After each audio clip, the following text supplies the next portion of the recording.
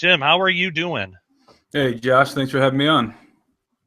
Absolutely. Thanks for making time to do this. I suppose I should give a shout out and a thank you to Sheila Zielinski for hooking this up. Yeah. She mentioned to me that you were interested in doing a show, so she gave you my contact information. So she is the one who made this happen. Absolutely. Yeah, it's in the sharpening group, the sharpening report Facebook group, I was getting a lot of uh, people suggesting I have you on the show, and I had been familiar with your work for a while, and I thought that's a really good idea. So I tried to find your email address online, and I couldn't. So luckily, right around that time, I had just met Sheila. I was on her show, so I was like, "Hey, you might know him. Can you help me out?" And she did. So big thanks to Sheila, and big thanks to all the people out there that suggested Tim as a guest. So for those who might not be familiar with you or your work, can you give us a rundown of your testimony, how you came to know Jesus, and how that led to what you do today? Let's see if I can give you a short rundown. um, well, I guess it might be relevant to know that um, I am the son of a pastor, and always have been. I have a twin brother, by the way. His name is Anthony. We grew up in a very godly home. My father was a non-denominational pastor, and so we grew up in a church environment. And there's a lot I could say about my formative years, you might call them, but to make a long story short, what got me to where I am now, especially in terms of my interests, my investigative research interests, and what I'm doing now with Steve Quayle, was a decision I made when I was 19 years old to leave the United States and basically just set out and wander around South America. And then my intention was to eventually end up in Africa and make my way north. Never got out of South America. I ended up staying in Peru. I went into the Amazon jungle, in the Amazon basin near the city of Iquitos is where I spent a lot of time. A lot of people are probably familiar with the city of Iquitos. It's kind of a tourist attraction in Peru. And so I ended up living in the Amazon, actually living in the jungle for a while, and had a very unbelievable life-changing experience while I was in the jungle, and basically ended up getting married, staying in Peru for a while, and running a ministry down there. Then I came back to the United States and ended up hooking up with Steve Quayle. And one thing led to another, and we are now doing a whole bunch of stuff, including producing a documentary film series called True Legends, and we're engaged in other kinds of research and other projects as well. That's awesome. Yeah, from what I've seen from you two, you both are doing amazing work out there, and it's definitely needed in the church. You know, most of the church they're not willing to even think about this stuff, let alone spend their lives researching it and giving answers to people who need them. So I for one really appreciate the type of work that you guys are doing. Now, I recently, I'm big into CERN and quantum physics, and you know that's like my whole thing. I mean, I do other things, but I'm really interested in that. And I came across your recent video on CERN, which is just blown up. I mean, that's got a lot of views, and it's well deserved because it's really well done. And that was on the Alberino analysis. What was it that made you become interested enough in CERN to want to do a video on it? Well, I hadn't done an analysis for probably 6 months because of the expeditions that we've been doing, and also the editing for the films. I'm involved in obviously going on the expeditions, writing script, editing, and anybody who does that kind of work knows how time consuming it is. So I didn't have a chance to do another analysis, and I really wanted to. So after we published Technology of the Fallen, which is episode 1 in our True Legends documentary film series, I had a window of time to think about doing another analysis. People were asking me to do another analysis, so I decided I want to get one done before I head out on the next expedition, which we're gearing up to do for next month. So I kind of spent a lot of time thinking about what I wanted to talk about, what I wanted to research, because every time I do an analysis, even if I'm familiar with the subject matter, as a rule, I go and research for a couple of weeks minimum. If I have to read a book, such as when I did the Pember, the Earth's Earliest Ages analyses, I obviously read Earth's Earliest Ages, read it over once, and then kind of went and kind of did an outline of it. But this time there's a whole lot of subjects that I would like to tackle, that I want to tackle in the future. So I had a list of things, and the one thing I couldn't get away from was CERN.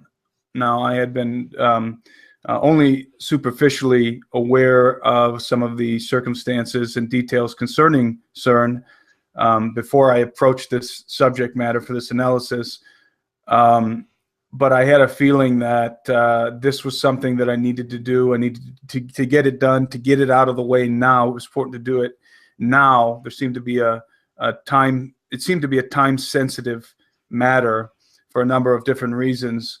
I listened to a lot of interviews with Anthony Patch, who I believe is one of the most knowledgeable guys out there regarding CERN. Absolutely. And was really impressed with Anthony's work, and obviously listened to Steve, talked to Steve about it, and Tom Horn, who both of them have been tracking with CERN for a long time. And basically between those three guys, listening to those three guys, I was convinced I need to tackle this topic. This is really important, and it is time sensitive because of what CERN is actually doing now this month. And so that's a long-winded response to your question. Hey, that's fine. That's what the show's all about. I ask them generally, for a reason, but so that's good. Take all the time that you want.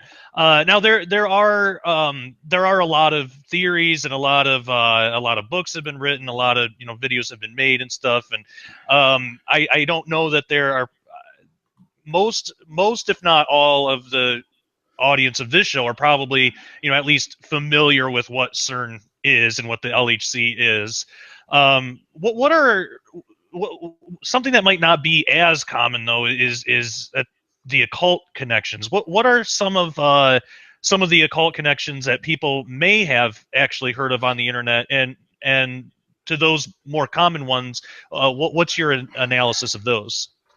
Well, it's important to point out, to establish that a lot of the occult connections are speculative Right. on our part as researchers. I don't think I've come across anything that I could consider a smoking gun in terms of an occult connection, but there's so much speculative stuff, so many speculative threads, that when you put the whole when you weave the whole thing together, it's pretty difficult to deny that there is in fact an occult conspiracy in the works regarding CERN. Most people are familiar with obviously the statue of Shiva that's outside in the courtyard near the main facility, but I think that it's important to establish also, to be honest, that statue was gifted to CERN by the government of India, and they graciously received it. So I want to say right off the bat, before we start getting too deep into CERN, that we have to have a fundamental understanding of the way the world works before we can rightly understand the different elements, the mechanisms and machinations, as I put it in my analysis, concerning the occult connections. In other words, we have to be rational about how we view things like CERN. And when you view CERN and anything like CERN from a rational point of view, you can draw the conclusions concerning occult conspiracies and connections. You can draw logical conclusions that are very difficult to refute based on a rational viewpoint. And that rational viewpoint involves a couple of different things in my mind. Number one, there's something that I've been fascinated with for a long time, and that's called the inevitability thesis, which posits that once a technology is introduced into society, what follows is the inevitable development of that technology. And that happens to be a fact. It's proven itself, that thesis, the inevitability thesis, which is also known as the technological imperative, is a fact that if a technology is introduced into society, and that's the secret ingredient there, the key ingredient. Once the technology is introduced into society, once society becomes aware of a certain kind of technology, it is absolutely inevitable that that technology will be developed. It will be developed, and it will be it will be taken as far as it can possibly go, as long as there is a financial incentive or a military incentive or an occultic incentive. And CERN actually has all three of those things incorporated into what they're doing. So that's one thing. We need to understand that according to the technological imperative, the work at CERN is inevitably going to take us to certain places, scientifically speaking and metaphysically speaking. There's no doubt about it. They've begun something that has an inevitable conclusion. Whether they like it or not, whether they want to admit it or not, it is a fact. Then the other thing is that we have to understand from a rational point of view is that much of what happens in civilization, in human civilization, much of the technology that is developed is the result of, shall we say, has nefarious roots. Let's just put it that way. On its face, it may seem like this is just something innocuous. This is, for example, the work that's being done at CERN is something that is that has the goodwill of mankind at its heart. That the purpose is to advance human knowledge, to understand the cosmos, to understand the Big Bang, the universe, just seconds after less than seconds, fractions of seconds after the Big Bang, and so forth. And yes, the vast majority of the scientific community involved in CERN believes that, and I would say that they're under that delusion that that's what CERN is about. But it doesn't matter what they think. I want everybody watching this to understand it makes no difference whatsoever what the scientists working at CERN think or want to think or what intentions they have. It makes no difference. They are nothing more than tools in the hands of their benefactors. And when I say benefactors, I'm talking about the people who are funding CERN and the people who are directing CERN from behind the scenes, not necessarily the actual human directors that we see. I don't remember who the name of the actual director of CERN right now. I'm not pointing my finger at the scientists at CERN or the current director of CERN. They may or may not be aware of anything other than their stated objective, which is on their website and which is all over the internet and all over different publications, which is what I already mentioned, to try and understand what the universe is made of, why we're all here, so forth and so on. However, the same could be said for the scientists that were working on the V1 and V2 rockets for the Nazis, such as Wernher von Braun and his group of scientists. Von Braun actually was imprisoned by Hitler for a while and was at odds with Hitler to a degree. A lot of the Nazi scientists were scientists who had to be Nazis in order to continue to work, and probably in order not to be executed or put into a concentration camp. Einstein was lucky enough to escape the Nazis before he could be roped in and forced to develop the technologies that the other scientists were working on. So he escaped and he came to the United States. But a lot of really, really good scientists did not escape. Some of those scientists were hardcore Nazis. Some of those scientists, like Joseph Mengele, were mad scientists, were evil, were very wicked people who were demented, and were deeply disturbed individuals who apparently enjoyed the sufferings of others and to inflict sufferings on others. Sadistic individuals, right? So that exists and always will exist, but to a very minor degree. But the vast majority of scientists who were caught in the Nazi net were concerned only with advancing their particular field of science. They were, for example, the guys that were working on the V1 and V2 rockets and the propulsion technologies that the Nazis invented for the jet engines and so forth. Those guys, many of them were members of the Nazi Party because they had to be. But again, they were focused in, they were zeroed in on their particular and very narrow, by the way, field of study. And that's what they were dedicated to, first and foremost. Now, I'm not giving them a pass by any means, although a lot of those guys ended up working for us, and were placed in the CIA, NASA, the NSA, and other organizations, along with black projects and black budget projects. But my point is this. I said all of that to say this. Again, it makes no difference what the scientists at CERN believe, want to believe, or even think about what they're doing. It makes no difference.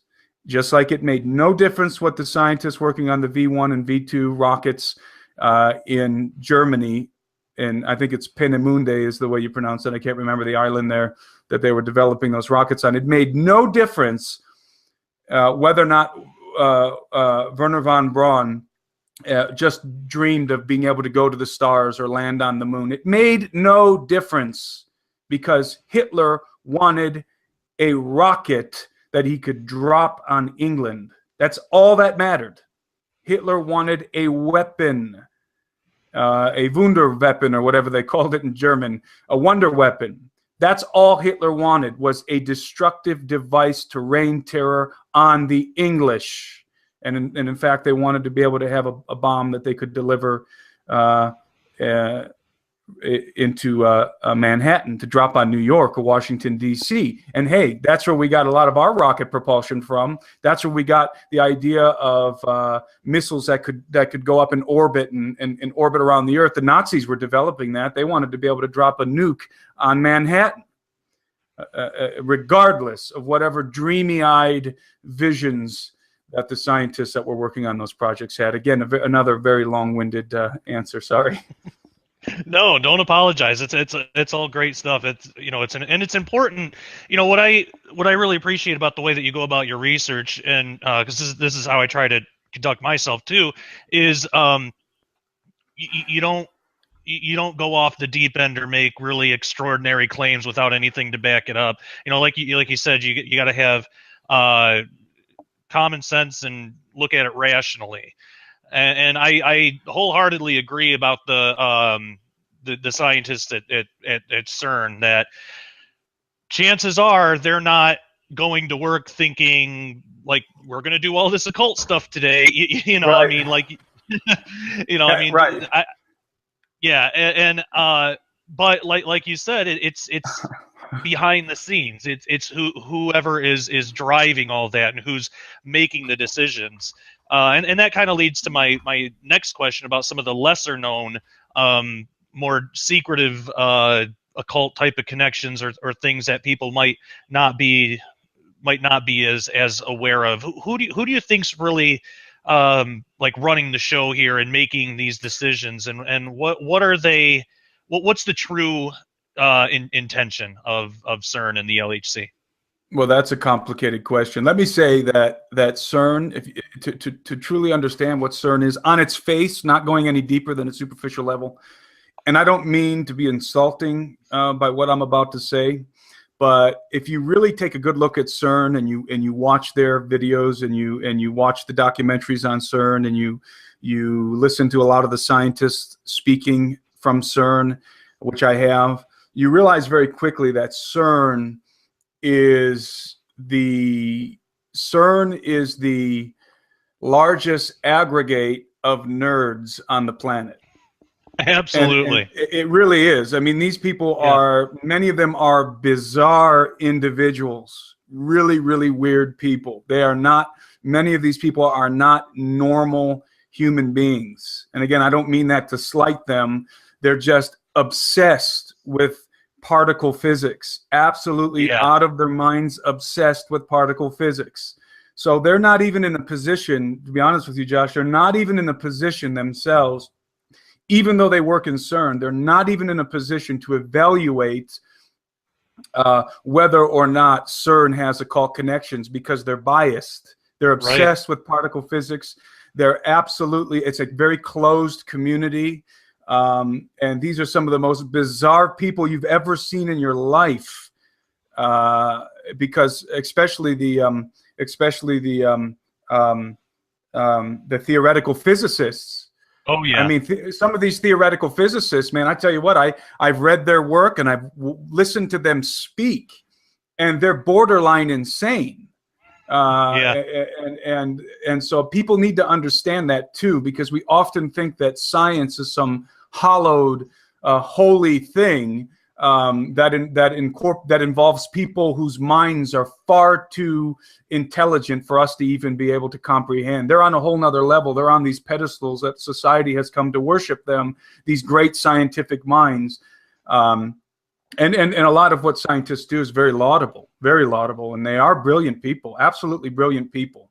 But at the same time, just because they're brilliant, just because they work at CERN, just because they went to Harvard and Oxford and all these other Ivy League schools, does not mean that they are in any position whatsoever to evaluate whether or not their work is going to be used for occultic ends. Okay, for all those people, skeptics out there who have been slamming guys like us, Josh, who talk about CERN and occultic connections. So who are the people who are behind the scenes, who are wanting to maybe open gates, unlock wormholes, and peer into different dimensions? Well, the short answer is there's a human faction, not in my opinion, I think it's quite obvious. There's a human faction, there's a non-human faction, but that non-human faction is related to the human faction, and then there's a faction that is not related to the human faction at all, which you might consider to be let's just call it a fallen angelic faction. So there's pieces and parts that involve different kinds of entities, as strange as that may sound. On a human level, you've got the usual players. You've got, of course, what has been known as the NWO, New World Order, the Illuminati, these groups, which when you get to the core of who they are, they're priests. A lot of them are Luciferian priests. A lot of them are involved in the mystery schools. All of them are involved in the mystery schools at the higher levels. The mystery schools are nothing more than the teachings of the fallen angels. And when I say the teachings of the fallen angels, I'm not just talking about some kind of New Age teaching. We're talking about blueprints. We're talking about schematics. We're talking about technology. We're talking about hidden knowledge. We're talking about physics. We're talking about mathematics. We're talking about geological stuff. That's the kind of information that the mystery schools have. It's not just information concerning, again, New Age kind of things. It's not just satanic stuff, and it's not just mythical stuff. we are talking about nuts and bolts technology, that the mystery schools, they have the information. They know where certain things are buried. They know where certain things, certain places on the earth are connected to certain things, are connected to certain entities. So that's that faction, the human level, the priests of power, if you like, the Luciferian priesthood, which absolutely exists. And then you've got the non-human aspects, which involve what I believe are entities that are not fully human, but are related to the human race, that are involved.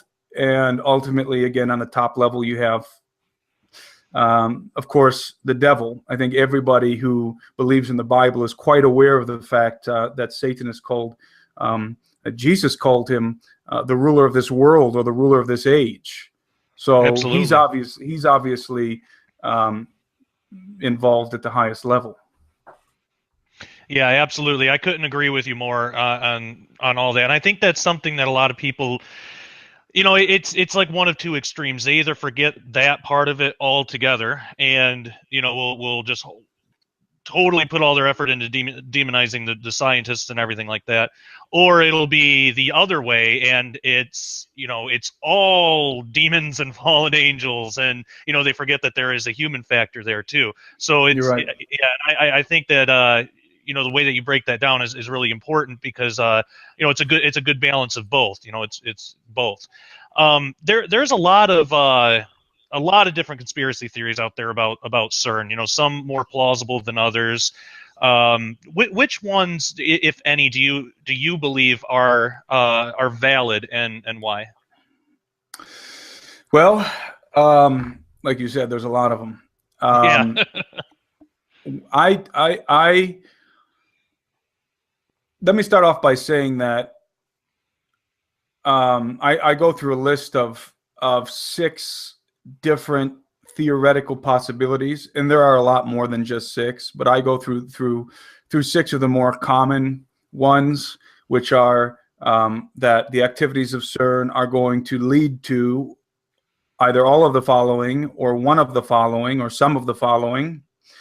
The first one being black holes, which is the most famous concern regarding CERN, that has been made famous by people such as Stephen Hawking and people who are of a highly qualified scientific pedigree, such as Stephen Hawking. But you also have antimatter, the issue of antimatter and antimatter weapons, which is a very real concern, although not according to the scientists at CERN, because according to them, they cannot contain enough antimatter particles to do anything really useful with them yet.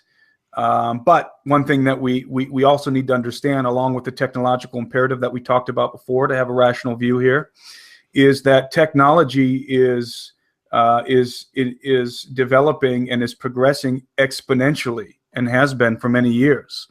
And Ray Kurzweil breaks this down and makes it very evident that almost every realm of technology, especially information technology, but almost every realm of technology, including particle physics, and certainly quantum physics, is progressing exponentially. And so even though right now they claim at CERN that they can only contain a very small amount of antimatter, and they admit to being able to contain antimatter for 15 minutes. This comes from their own publications. They can contain it for 15 minutes, and they can contain, I don't remember the figures, it's a very minuscule amount of antimatter, but the fact is they can contain antimatter for 15 minutes within CERN. I believe within, I might be wrong, but I think within the Atlas device connected to CERN, but I may be wrong on that.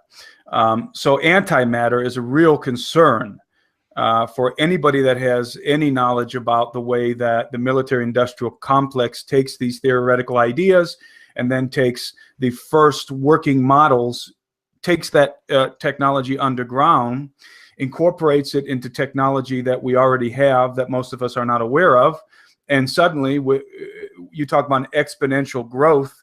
progression of that technology, the military-industrial complex can take the technology that CERN is producing, and within 3 years be light years ahead of CERN. That's another component people have to be aware of. You also have particle beam weapons, which particle beam weapons are a fact of life. I mean, we've already got the military has, our military, I believe our Navy has already demonstrated particle beam weapon technology that we have deployed on some of our battleships right now. We can direct particle beams. Right now, we can direct a stream of particles moving at high energies at aircraft. That's well known. That's already being deployed on the battlefield, and of course, that's what CERN does. CERN directs beams of particles and smashes them together. So the research at CERN is only going to magnify the potential of particle beam weapons. By the way, particle beam weapons, which are sometimes called high energy weapons, but high energy weapons can also involve just lasers. Particle beams are different. Particle beams actually use particles, subatomic particles or atomic particles, to tear things to pieces at the molecular level. So it's like basically the bird shot of a shotgun shell, ripping through a target, a paper target or something like that. That's kind of what particle beam weapons do, but at a obviously much higher velocities, near the speed of light. So particle beam weapons, it's widely believed, in fact, I believe that part of our arsenal against some of the unidentified craft, which a lot of it is identified at this point, flying around out there, we actually have some weapons that we're using to bring some of that stuff down. And one of the purported weapons kinds of weapons are particle beam weapons. It's rumored that under the United States, there's an underground accelerator whose sole purpose is to accelerate particles to be able to direct them up into the atmosphere to shoot down flying saucers, for lack of a better term. So that's very interesting. There's a lot involved there. Of course, there's time distortion in stargates, which is a big deal, that even the scientific community believes that possibly time can be distorted. A Stargate wormhole, a portal can be opened. Einstein's Rosen bridge, which I believe there's other ways to open those stargates too, but certainly quantum physics is part of the equation, and then CERN also would have the capability of opening a stargate, and there's some people who believe that. And then the DNA sequencing I find very interesting. I didn't know about that until I listened to Anthony Patch. The DNA sequencing and artificial synthesis. I had no idea that particle colliders were used to produce the X-ray or whatever it was that was able to penetrate into the cell and actually view the genome. I didn't know that. That was new information to me. Fascinating stuff. But finally, what really concerns most researchers who take a good look at CERN are strangelets. And I'm sure, Josh, you could probably talk for hours and hours and hours on strangelets, but strangelets are really scary because theoretically, strangelets are the most explosive substance in the known universe. And I thought strangelets were theoretical again until I listened to Anthony Patch and then followed up on some of the stuff he said and found out that although a lot of scientists actually still think they're theoretical, they're not. We can actually produce the quark gluon plasma within certain facilities, including the Brookhaven National Laboratory on Long Island. Yeah, and that's interesting too, because that's public knowledge. Like they came out with, that's not something that somebody just made up, or there's no possibility of that, because that's actually been in the news, and I mean it's like a well-known thing, and it's so strange how willing they were to come out with that. Of course, they're not. Right. They're not going to call it strangelets or say that the Earth is going to burn to a cinder in under an hour. They're not going to say it like that. But when you look at what strangelets are and what the quark gluon plasma, they go hand in hand. I mean, they're synonymous. It's like the same term for, or two different terms for the same thing. So yeah, Right. it's really interesting. I mean, it's almost been daily, like just on a daily basis, that new things are being discovered, or some weird new thing, or some new phenomenon that they're talking about at CERN. I know one of the big things that they're trying to prove, right now, is rainbow gravity theory. And the reason that they want to do that is, which basically, for the audience who might not know, it's a theory that says, if they can create microscopic black holes at a certain low energy level, lower than what they would think is possible, it somehow mathematically is supposed to prove that higher spatial dimensions exist. But also, and this is why, like, we Christians should be aware of this, the other end of that is that it's supposed to prove that the universe is infinitely old, which means it didn't have a beginning, which means there was no creation, no creator. And that's, of course, that's what they want to, that's what they want to show, because then they're not held accountable to anybody. So I know that that's like on the top of their to-do list, and it's amazing how fast these developments are coming out. It's almost hard to keep track of. It is. It So, is. yeah. It's even more amazing to consider that behind the scenes, a lot of the stuff that is theoretical and only exists on the chalkboards of these theoretical physicists has already been developed into working technology in the underground bases and is flying around in the atmosphere. So we have to also, that's another piece of rationale that we have to add into this, is to just take a logical approach and convince ourselves that the military-industrial complexes of the world are always going to be way ahead of whatever information might be available in the public arena, and that's just a given. Yeah, absolutely. I mean, there's no doubt about it, and that's important too. And that kind of leads to my next question. Where do you think that that the type of quantum technology that they're utilizing at places like the LHC and CERN, where do you think ultimately this is going to bring the world in coming decades? And do you believe that these things are actually foretold in the Bible?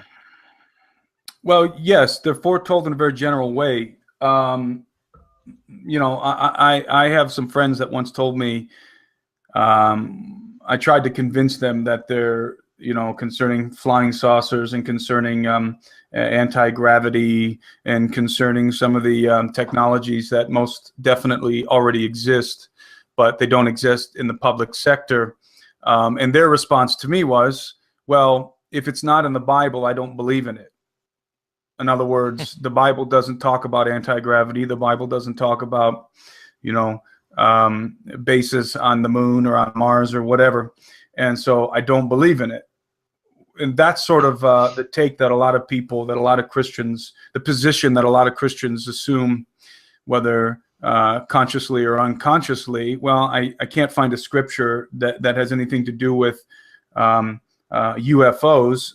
Therefore, I will determine by some form of logic that therefore UFOs are irrelevant to my biblical view, Right. Which is obviously a flawed way of looking at things, because first of all, the Bible is eerily specific concerning certain details, certain prophecies. If you go through the Old Testament especially, you'll find certain prophecies where, especially in the book of Daniel, that the very date, the very occurrence and date were predicted hundreds of years in advance for certain things. And so the Bible in some ways is exceptionally specific. But then in other ways, the Bible is amorphous. The Bible alludes to things, but without giving us many details. It's like seeing through a glass dimly, like somebody in the New Testament says, concerning prophecy. So So when it comes to a lot of the actual stuff, actual technologies that we're seeing coming to fruition, it's not necessarily that those technologies themselves are prophesied, but it's the end result. It's the end game that's prophesied that those technologies are culminating towards.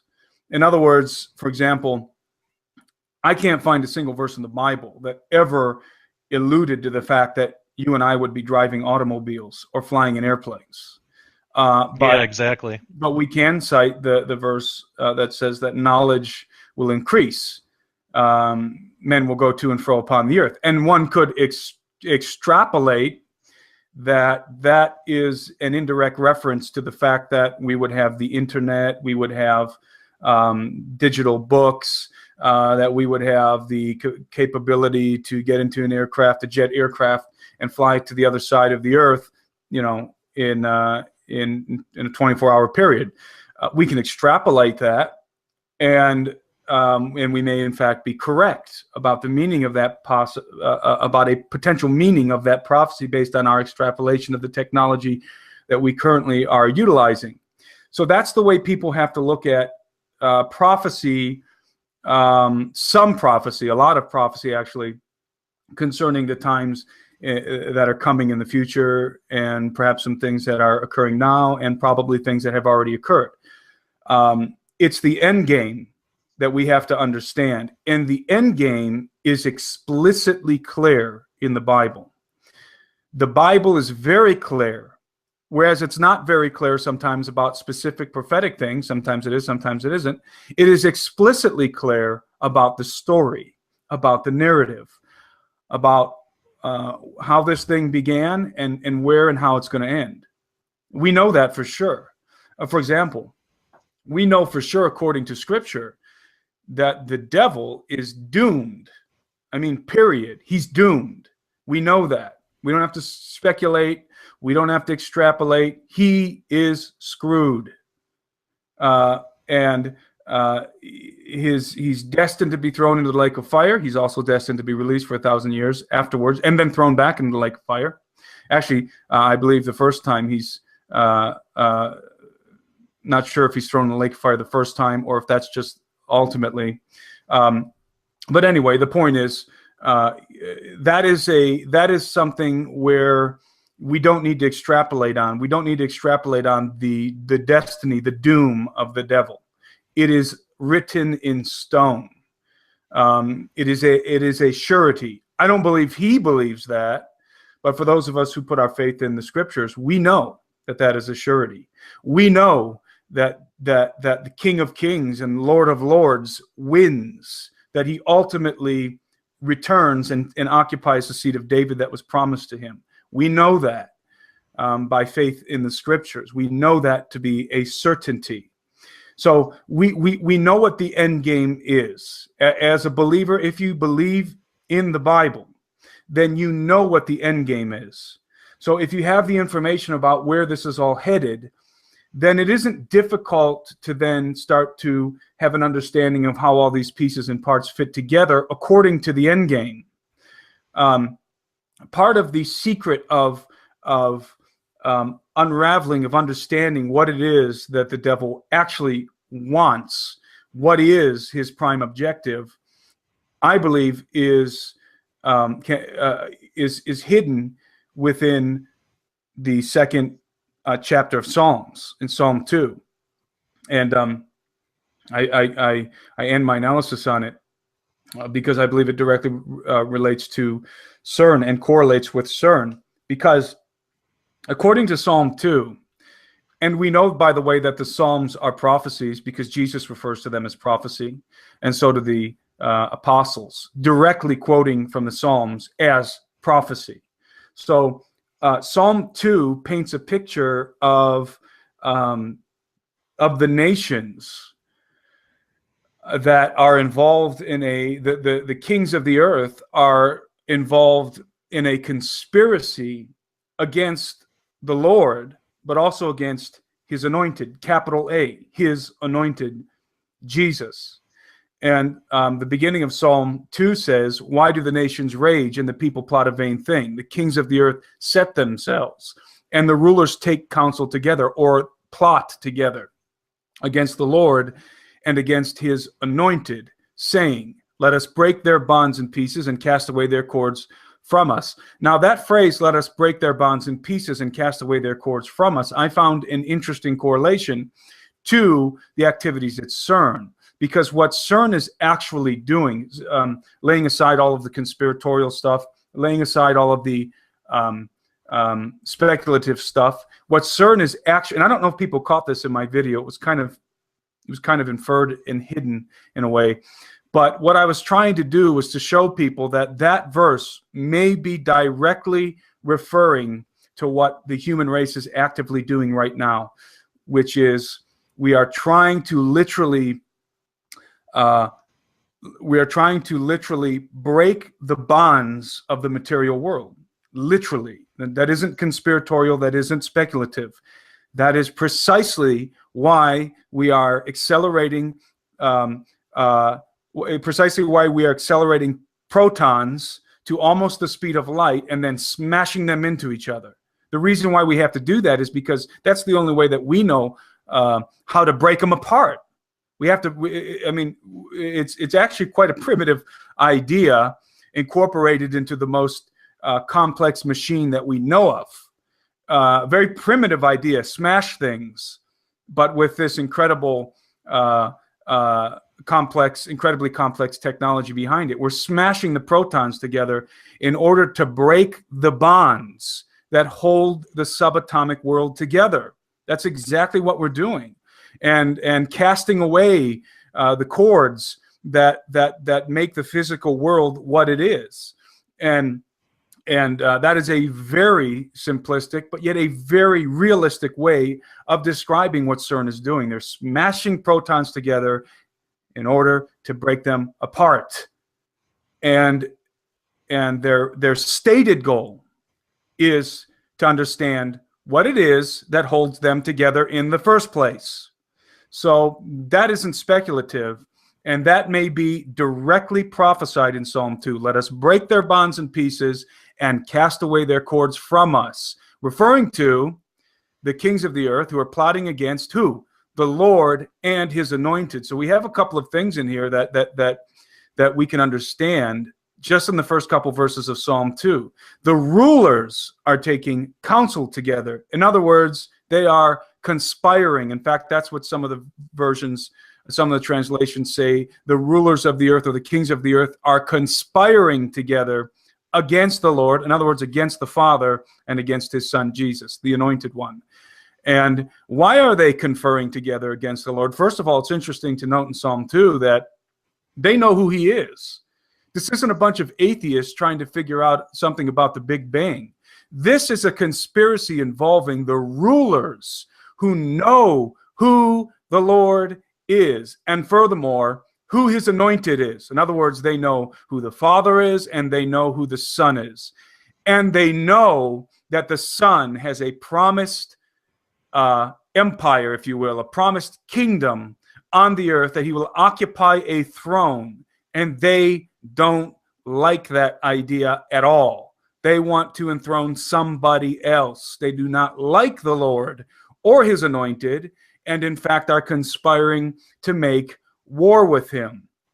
And so if we extrapolate this idea out, and we read the next verses, which are, let us break their bonds in pieces and cast away their cords from us, and we add in what's happening at CERN, suddenly the big picture starts to come into view, according to Psalm 2, in my opinion, is that what we have, the grand conspiracy, ultimately, is to figure out a way to make war with God.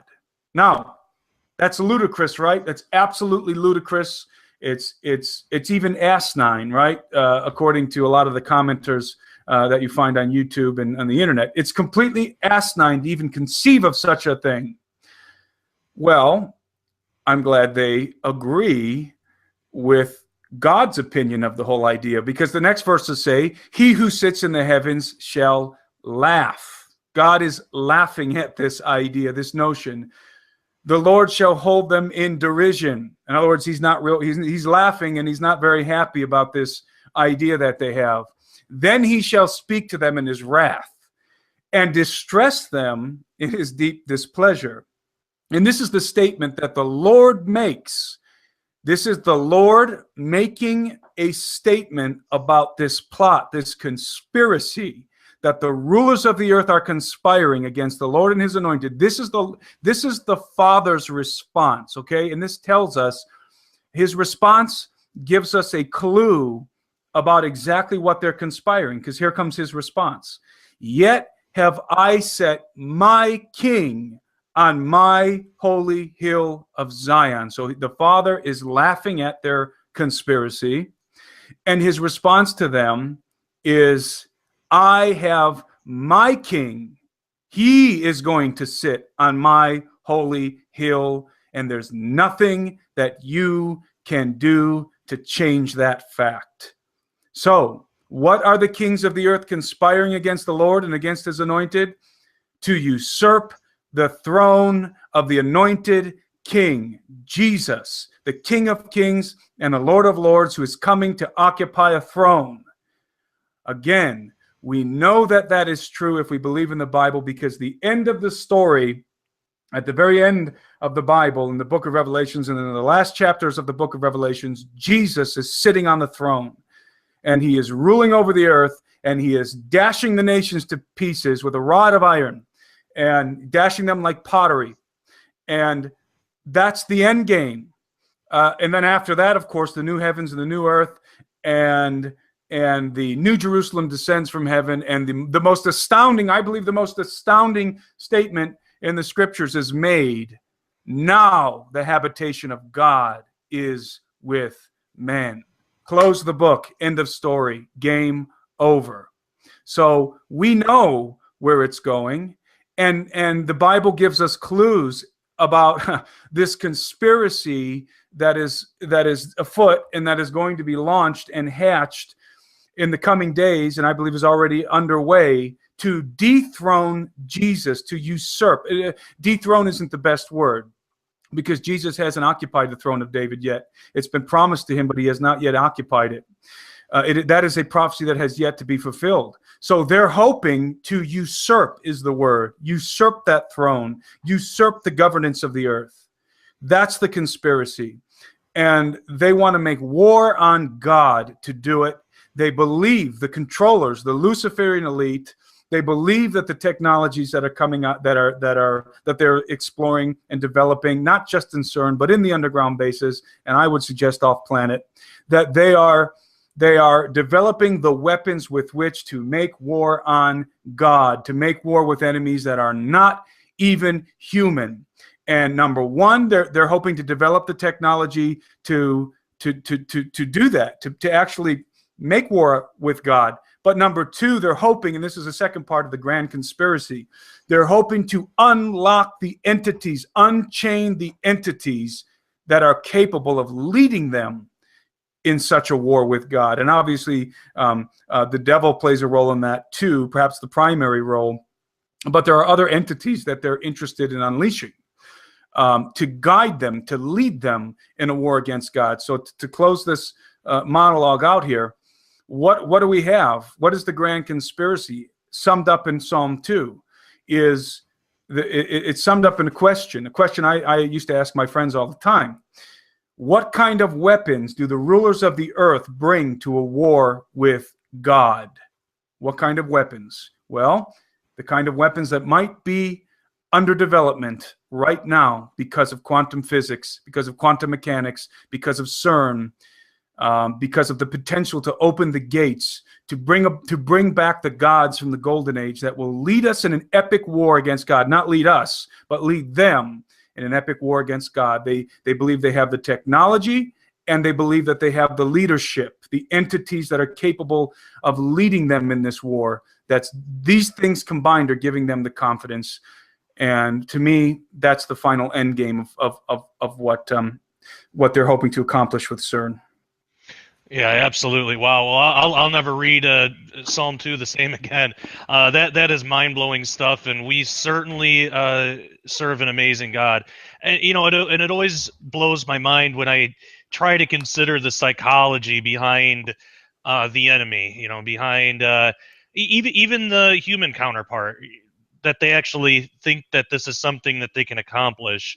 And of course, they're under massive delusion on who God is, because they think that he's somebody that can be beat, and it's absolutely ridiculous. And that actually kind of leads to some of your other work, because in the ancient past, um, there was a biblical figure that thought the same thing, Nimrod. Do you believe that the things that they're doing at CERN, or something similar, has been done in the ancient past? Or in other words, do you believe that ancient people had access to advanced technology that would be similar or maybe even more advanced than we have today? Yes, but we need to delve into something. We need to take a we need to dive down a rabbit hole to answer that question. Absolutely. Um, the short answer is yes, but they're using different. They were using a different kind of technology than we're using now. Um, uh, there are two different divergent streams of technology, probably more than that, but two main divergent streams of technology that are in operation on the earth that human beings are working with. One of those streams of technology is in the mainstream. The other stream of that technology is quite literally under the ground. And the point of divergence, the key to understanding the point of divergence in the modern era is Nikola Tesla. There is the electromagnetic model of the universe, and then there's the gravitical model of the universe. And the two figureheads are, of course, Nikola Tesla on the one hand and Albert Einstein on the other. Both of those technologies have to do with quantum physics and some other scientific fields. But the fact is that we're using Newtonian technology. We have an understanding of a very limited physics in the public arena. And this limited physics that we're using, it gets us a lot of toys. See, we can develop a lot of toys using the public technologies, using the public sciences, using that one stream of mainstream technology. So we can develop, for example, the conventional weapons of war that we see on the battlefield, the rockets, the tanks, the submarines. We can do what we're doing now, utilize the internet. We can have television. We can have our smartphones. We can have all kinds of very interesting and useful technologies. But in order to tap into the kind of technology that the ancients were using, it would require us to have an understanding and to be utilizing the underground stream of science that the public is not only unaware of, but that is considered forbidden for the profane to even be involved in. And for those who are wondering, yes, all of us are the profane. Those who are not initiated into the mysteries are profane. We're base. We're stupid. That includes Stephen Hawking. That included Albert Einstein. That, unless they were initiated in the mysteries, which I don't think they were, that includes the brightest minds today are considered by the true elite as being profane, as being base, as being stupid, as being uninformed. Yes, the greatest scientific minds in the public sector, most of them are uninitiated. Most of them know very, very little about real science. The true knowledge is hidden, always has been. And that true knowledge is, again, not just metaphysic knowledge, not just new agey knowledge. That true knowledge is nuts and bolts technology. And it is being incorporated in black budget projects all over the earth, underground bases, and all kinds of stuff happening, both, in my opinion, on and off planet. Therefore, in order to understand the kind of technology that was being used in the ancient world, we have to think outside of the mainstream scientific box.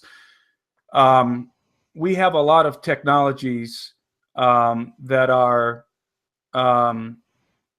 superfluous.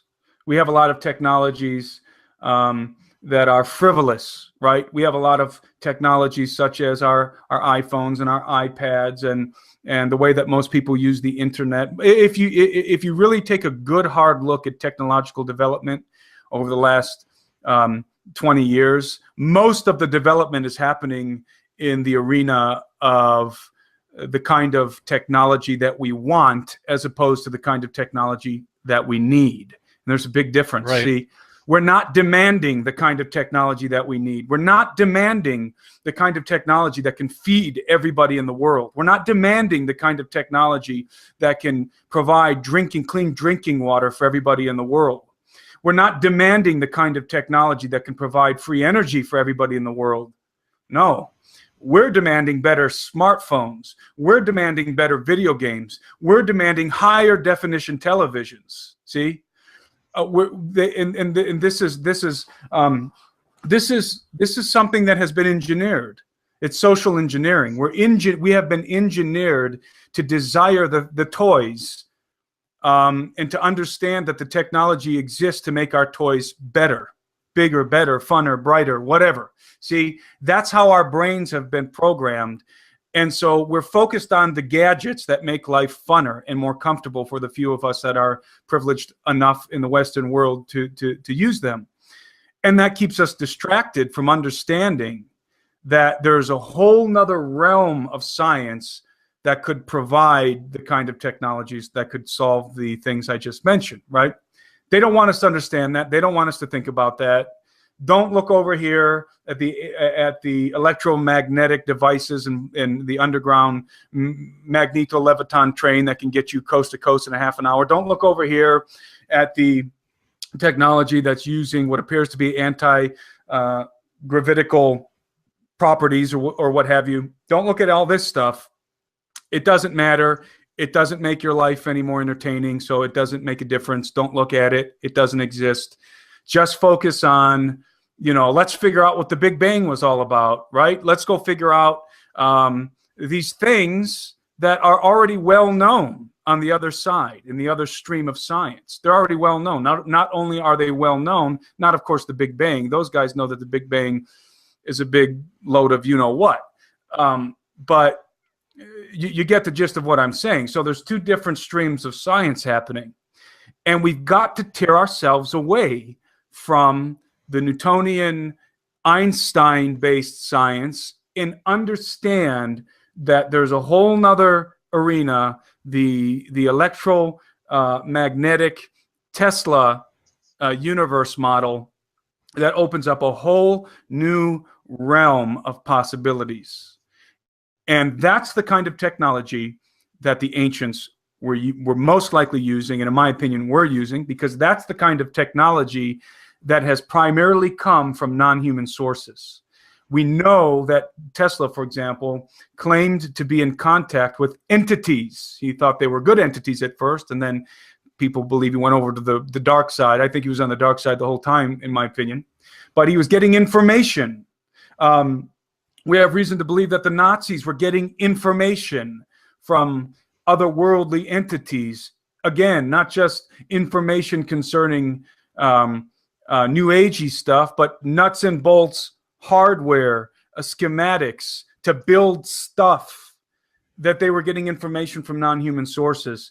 That's the technology that the ancients were in possession of. That's the high technology. It's not we have mechanical technology today. We make things explode. We're really, really good at making things explode. That's how we make a car move. We just create a bunch of little explosions, and that's how we make a car move. That's how we make a rocket go up in the air. We blow things up. We're really good at blowing things up. It's like we've become masters at blowing things up, but that's a very base form of technology. We shouldn't pat ourselves on the back because we figured out how to blow things up really well. The real technology is utilizing physics that don't need to blow things up to create propulsion. And the reason why I'm so adamant about this, Josh, is because I saw this. I've seen some of this technology with my own eyes, and I have witnesses to it, and I know it exists. And so I'm a witness, and I can tell you that this stuff is real, and it really ticks me off For example, I sat down with a physicist one time, a friend of mine, good friend of mine, who has I believe she either has or she's working on a PhD in physics, in physics. And I tried to describe to her something that I saw 50 feet above my head, and she was in complete denial about it, because the physics for this thing don't exist in conventional science. And therefore, since the physics don't exist in conventional science, I must have been delusional or mistaken about what I saw. You see, that's the disconnect. When the truth is that what I saw is based on physics that comes not from the future, not from a Star Trek kind of future, but from a very distant antediluvian past. Absolutely. Can you tell us what you saw? Yes, I've said it on the radio a handful of times, but I saw a craft, very large craft. Well, I shouldn't say very large. It was the size of the size of like a fighter jet. So it wasn't very large. Very large is like a mile long, mile wide craft. This thing was hovering above my car, about 50 feet in the air. It was nighttime, but the thing was lit up. It had triangular lights. It didn't have any propulsion system to speak of that I could tell. Me and my brother-in-law had our windows rolled down. Both of us were aware of the possibility of anti-gravitical technology and electromagnetism and all this kind of stuff that is supposedly involved in flying saucers. So we had enough sense to roll our windows down to confirm that there was no sound whatsoever coming from this craft, completely silent, moving in the air, gyrating in the air in this fashion, and just sort of moving around like this, since we have a webcam here. And it was obviously, it wasn't some kind of a balloon or something like that. It was obviously a military piece of military hardware. It had body armor that was grayish green, and it was, and I can only explain that the body armor was very reminiscent of the kind of body armor that's on the Batmobile in the new Batman series, the Batman Begins movie. The Batmobile in that movie has like this sort of angular body armor, if you remember, and it's that's the kind of body armor this thing had. And it had little stubby. It wasn't an airplane. It wasn't shaped like an airplane. It was shaped more like a saucer or a triangular craft, but it had little stubby things on the sides that weren't large enough to be wings, but it sort of had the shape of a plane, but it wasn't an airplane, and it wasn't a helicopter. It had the lights were triangular. They were white triangular lights, and then it had other color lights on it as well. And it was literally descending over my car, and we're looking up through my windshield at it with our jaws dropped, and this thing is literally just descending over us. It was about 50 feet up in the air, and it probably descended even lower, maybe even 20 feet above our heads, 30 feet above our heads. So we had a really good look at it for at least 30 seconds. And so there, again, it had no propulsion system, no propellers.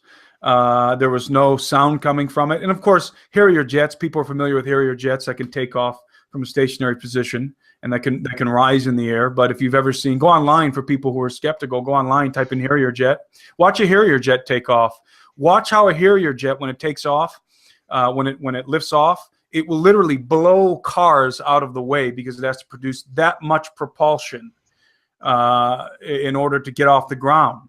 Well, obviously, this craft was not using that kind of propulsionary mechanism. This craft was using something that it didn't require propellers, it didn't require explosions, it didn't require any kind of propulsion, conventional propulsion whatsoever. So it's very interesting that I observed this craft right in the midst of a time in my life that I and my brother-in-law were very curious about potential propulsionary systems related to UFOs, related to secret government, reverse engineered craft. Right in the midst of that time, I guess you could say that research interest in my life, right in the midst of that is when I saw this craft. And I had the distinct feeling, as did my brother-in-law, that we were supposed to be there and we were supposed to see it for some reason. So that's what Wow, we saw. that's mind blowing. That's I can that tell must have you it's been. real. Yeah, yeah. Yeah, I haven't personally seen anything like that, but my wife has. She's seen craft that was actually she saw a craft that was actually close enough that she could see into the window and actually see a non-human entity, staring Wow. right at her. Wow. She saw that. I think she was 14 when she saw that, and that's why I really appreciate researchers like yourself and others out there that are willing to, because the church as a whole ignores this stuff. They don't, kind of like what we talked about before. They don't want to deal with it or think about it. Even like how you said your friend who's becoming a physicist didn't want to deal with it either because it goes against. I mean, it's and this is something that I've written about in a lot of ways. Science has almost become like a religion, in a lot of different ways, and It has. it's insane. And of course they'll never put it that way, but that's what it is, because if you say anything that goes against it, I mean, there's an emotional response a lot of times. So with people that witness these things, it leaves them with no place really to go. They have to go where they'll be heard, and it's usually New Age or something like that. And because I haven't had like experience with craft or non aliens, whatever word that people want to put label them as. But I've had a lot of spiritual manifestations and attacks and stuff. And at the time, this was years and years ago, I didn't know what to do with it. I was raised really traditional Baptist, so the church I was in, they just didn't deal with that stuff. They'd be like, well, you're probably just having a bad dream or something. And it wasn't that. So because of that, and to no fault, it's my own fault. I'm not trying to like put the blame on anybody else or anything, but instead of going and looking in the Bible, like what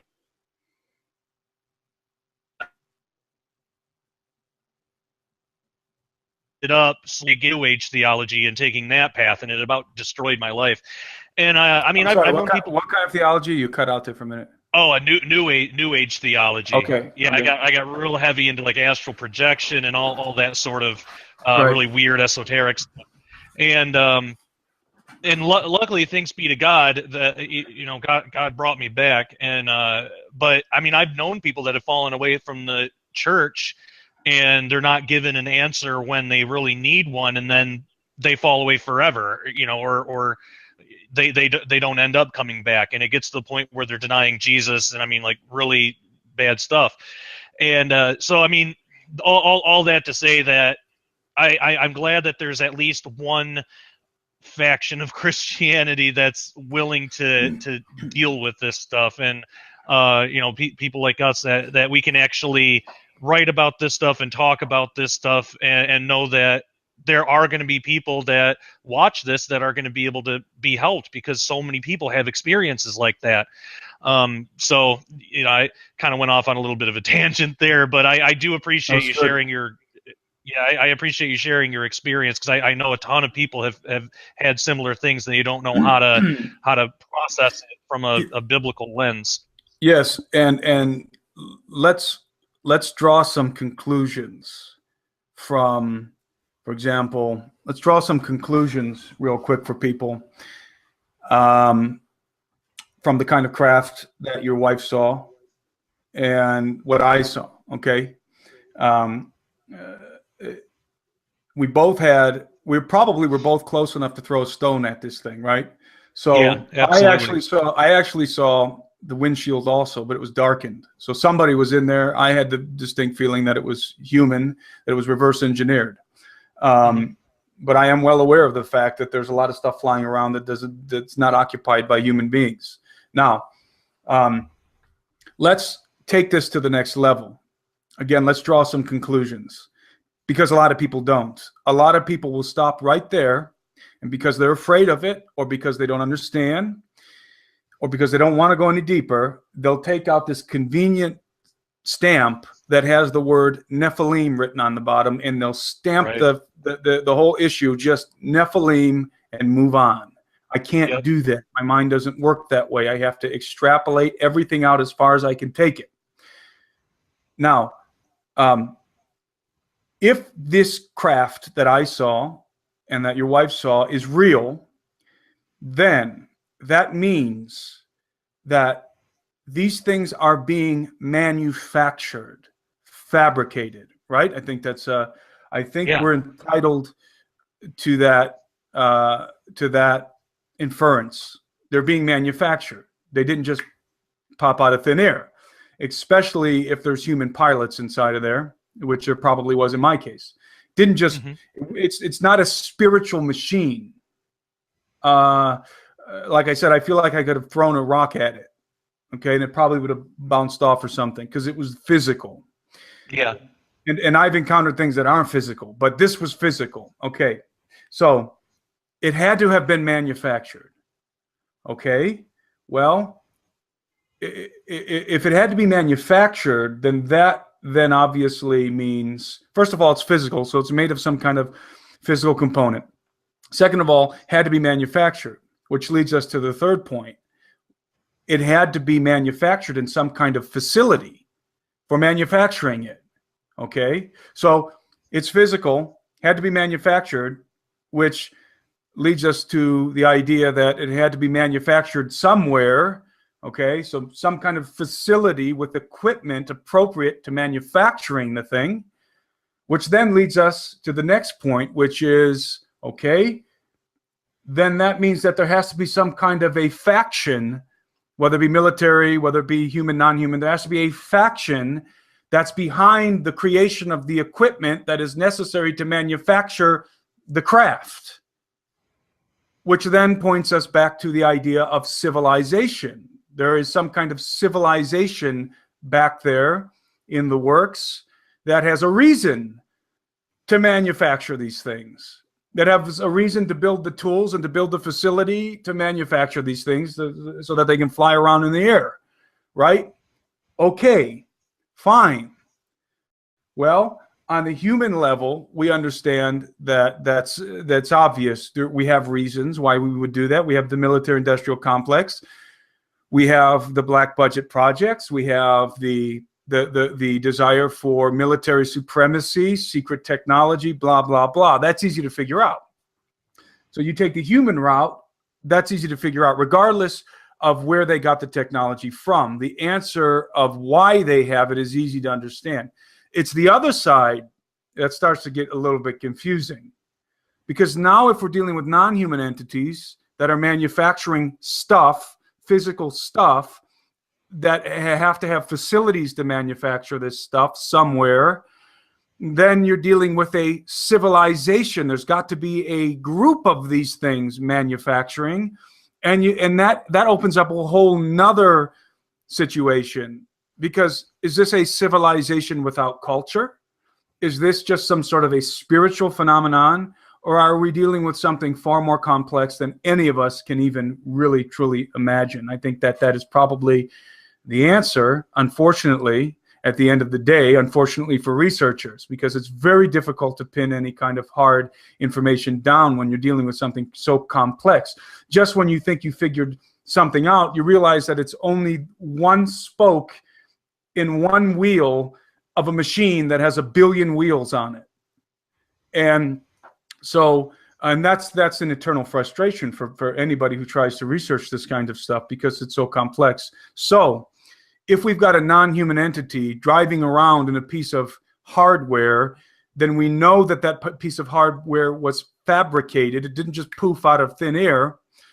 Maybe there is some spiritual stuff out there masquerading as a UFO, but I think that would be the minority. I think the majority is is nuts and bolts hardware that you can shoot down if you've got the right equipment. I believe that the entities that are driving a lot of these things, you can shoot them in the face and they will drop dead. Yeah. So we're dealing with corporeal creatures, at least in some cases, that have the ability to create things, that have therefore some kind of a civilized structure. And now we have to ask the question, what does that mean in a biblical context? And that's why people want to just take that word Nephilim and just stamp it onto the whole UFO thing, the whole alien thing, and walk away. Because I think people feel like they have this idea in the back of their minds that if they go any further, they're going to get outside of a biblical context. That the only way to stay inside of a biblical context is to use the word Nephilim, which I think is not true. I believe that we have to understand, first and foremost, that everything is solidly anchored to the gospel of Jesus Christ, not from a religious viewpoint, not from a doctrinal viewpoint, but literally anchored to Jesus. Everything is anchored to the fact that Jesus is who he says he is, that the gospel concerning him is true. That is what everything is anchored on. And in fact, it is the only anchor that you can use. It's the only post that you can tie yourself to in order for everything else to make sense. A lot of people think it's quite the opposite, that if you take what they would call a religious viewpoint, when I say a lot of people, I'm referring to a lot of ufologists out there, some of whom might even come across this broadcast, that if you take a quote-unquote religious standpoint, that you're cornering yourself, that you're forcing yourself into a corner that is only going to have a very narrow perspective. Wrong. The only way that you can make sense of any of this is if you can anchor yourself to the reason why it's all happening in the first place. The beginning and the end, the Alpha and the Omega. It is because of the gospel of Jesus Christ. It is the why. It is the beginning and the end. It gives us every aspect of this whole thing. It gives us the reason. It gives us the underlying principles, and the underlying questions are answered without answering maybe the specifics. Again, the Bible addresses the end game very clearly, and it addresses who the Lord is very clearly. So, working from that kind of an understanding, we ought not be anchored from that position. We ought not be afraid to delve deeper into this idea of aliens. Now, let me take the word alien for a minute. A lot of people don't like the word alien. I like it. The reason why I like it is because it is the most appropriate word in my mind. Alien is referencing something that is not human. It's not like us. It is alien to us. The word alien is a word that is used to reference something as it relates to us, to ourselves.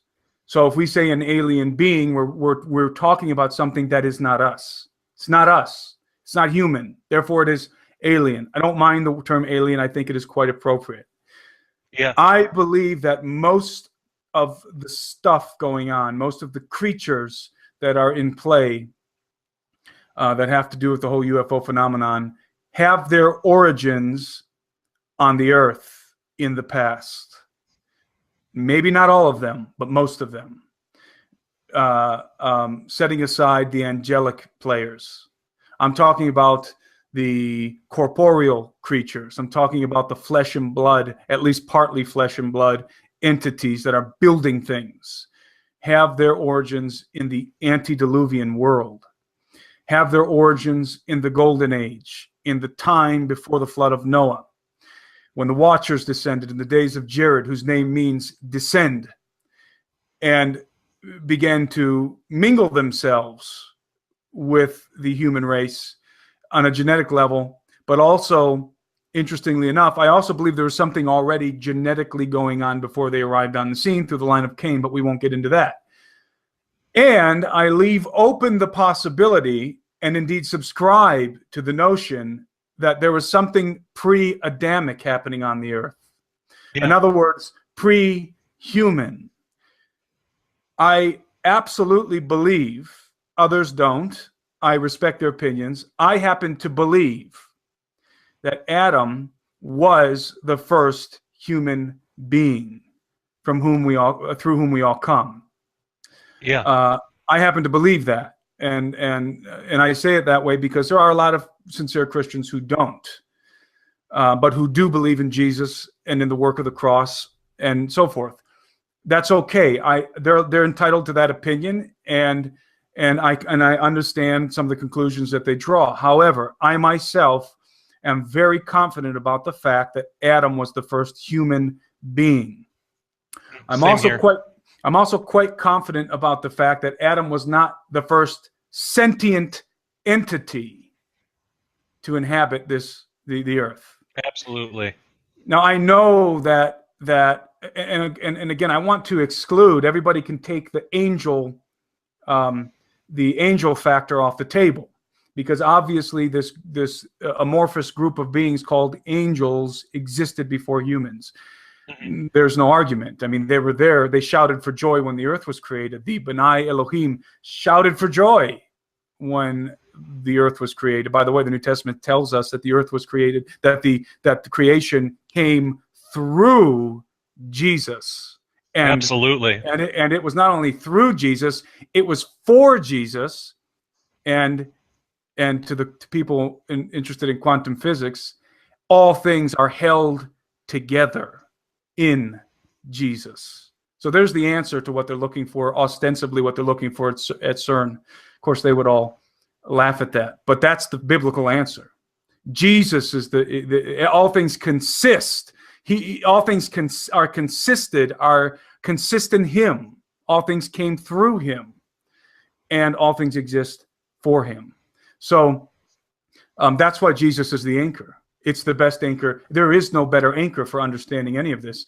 It is to understand Christ, the gospel of Jesus Christ. That is the anchor.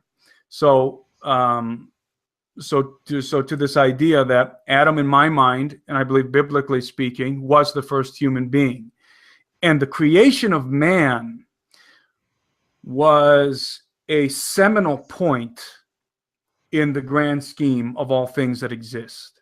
The creation of man was not just a blip on the radar. The creation of man was a stop and watch event. Take notice event for all the entities that existed before man was created. That, I believe, is evident. God decided to do something for the first time when he created us, at least when he created our progenitor Adam. He decided to do something very unique, and that gives everybody a clue why we are so despised by all these other things that exist outside of us. Something very unique about the human race. There's something very cherished about the human race. Obviously, we know that the Bible says we were created in God's image. Now, I believe that means something very specific, but it's why we're so despised, and we are despised. Why we're so despised by the let's just call them the fallen entities, the great host of fallen entities that exist of all shapes and sizes and kinds. Why they hate us so much is because God loves us so much, because we were so cherished that he did something for the first time when he created us. And let me just say that the devil was not very excited about Adam. I think that's self-evident. But I'm talking a lot here, Josh. Why don't you jump in? I'm sure you probably have a bunch of thoughts here concerning the things I'm saying. I honestly, I'm just having a good time listening to you. I mean, this stuff is so fascinating, and that's what I love about doing a show like this. Is, it's not called the Sharpening Report for by accident. We're to sharpen one another, and I know I certainly don't have all the answers. And that's why I love being able to do a show like this and have a guest like you on, because I get to learn too, right along with the audience. And this is honestly, like, not putting any of my other guests down at all, but this so far has been like one of my favorite episodes in recent sharpening history. And I mean, you're blowing my mind. No, I appreciate you saying that. Well, I'm glad that I'm not coming off as excruciatingly boring. No, not at all. Just the opposite. Yeah, I agree with what you're saying. And actually, you know what?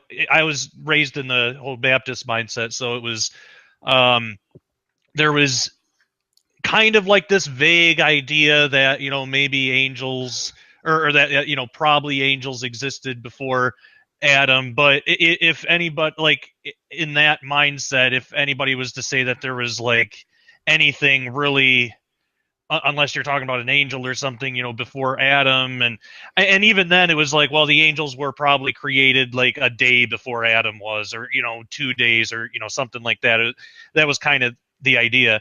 And then, so I was raised that way, and, you know, at the time it kind of made sense, but I didn't really question it because we were kind of taught not to really question things too much.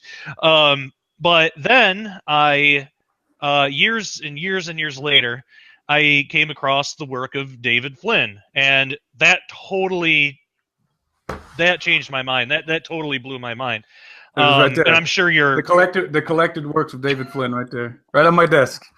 That's awesome. Yeah, absolutely. And yeah, it blew my mind. It changed my mind on so many different things. It made me it made me seriously consider the you know, old Earth model, because, you know, you know, I've always been like a young Earth guy, but I used to be like so behemoth, like just so like opposed to any other view that I wouldn't even bother.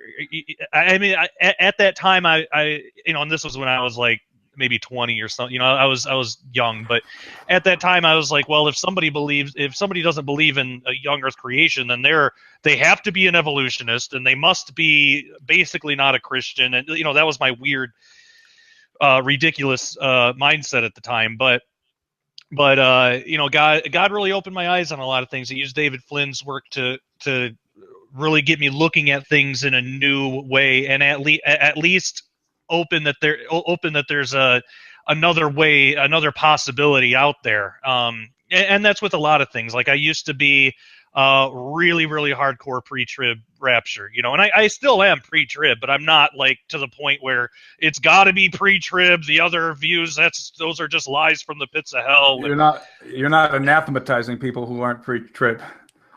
Exactly. Exactly. Yeah. And I mean, uh, some of the best conversations that I've had, even on this show, have been with people who are pre-wrath, or, you know, people that know how to talk and not argue. And, you know, I've never really gotten into an argument about it, because to me, there's so much mystery around it. It's not worth it. You know, nobody can conclusively say that it's one or the other. You know, right now on this side of the rapture, whenever it's going to be, uh, it's speculative, and a lot of things that we research are. And, you know, that's why I like having conversations like this. And I'm really thankful to God that He opened my heart to make me more, less prideful and more willing to look at how other people see things, because I've certainly learned a lot. And another person, talking about Dave Flynn, another person that really has blown my mind is Mark Flynn, and I have his book, As do I. Forbidden Secret. Yeah, it is phenomenal. I did a interview with him, a whole 3-part series, and went on for, I think, like 4 or 5 hours or something, and absolutely phenomenal. And that it's one of those books that you know, you read it, and it's like it gives you a new pair of glasses almost to see the world through. And I've referenced that a lot too. But anyway, all that to say, that's what I love about listening to people like you, and, you know, all the other researchers out there. And I mean, I hope that I have that impact on people too. You know, but that's what's great about doing a show like this. So I appreciate that you're open enough to talk about this stuff, and share all your opinions, yet still be, you know, sensitive to the fact that there are the people that believe things differently. And that, you know, I think it's a rare quality nowadays, that it's not seen a whole lot in a lot of people. That type of I don't know, humility or humbleness, whatever you want to call it. And yeah, so I really appreciate that. So I think I've flattered you enough. I appreciate that, and my comment is likewise. I appreciate your work and everybody else out there. Too many times people go around anathematizing each other, damning each other. If you're not pre-trib, or if you are pre-trib, or if you believe this or that, the other. But I actually was just telling my wife last night that we have so many enemies. All you got to do is look at the comments on the videos. We have so many enemies that would love to absolutely destroy each of us. Real enemies that hate the gospel, that hate the fact that we would even dare talk about fields of science outside of conventional science and so forth. That we don't have the we really don't even have the luxury to criticize each other. We ought to be finding as much common ground among one another and linking up as tightly as we can to be able to confront the real adversary and the real adversarial power that is coming against us collectively. And one of the things that bothers me so much in this very small, tightly knit prophecy niche that so many of us are involved in is the great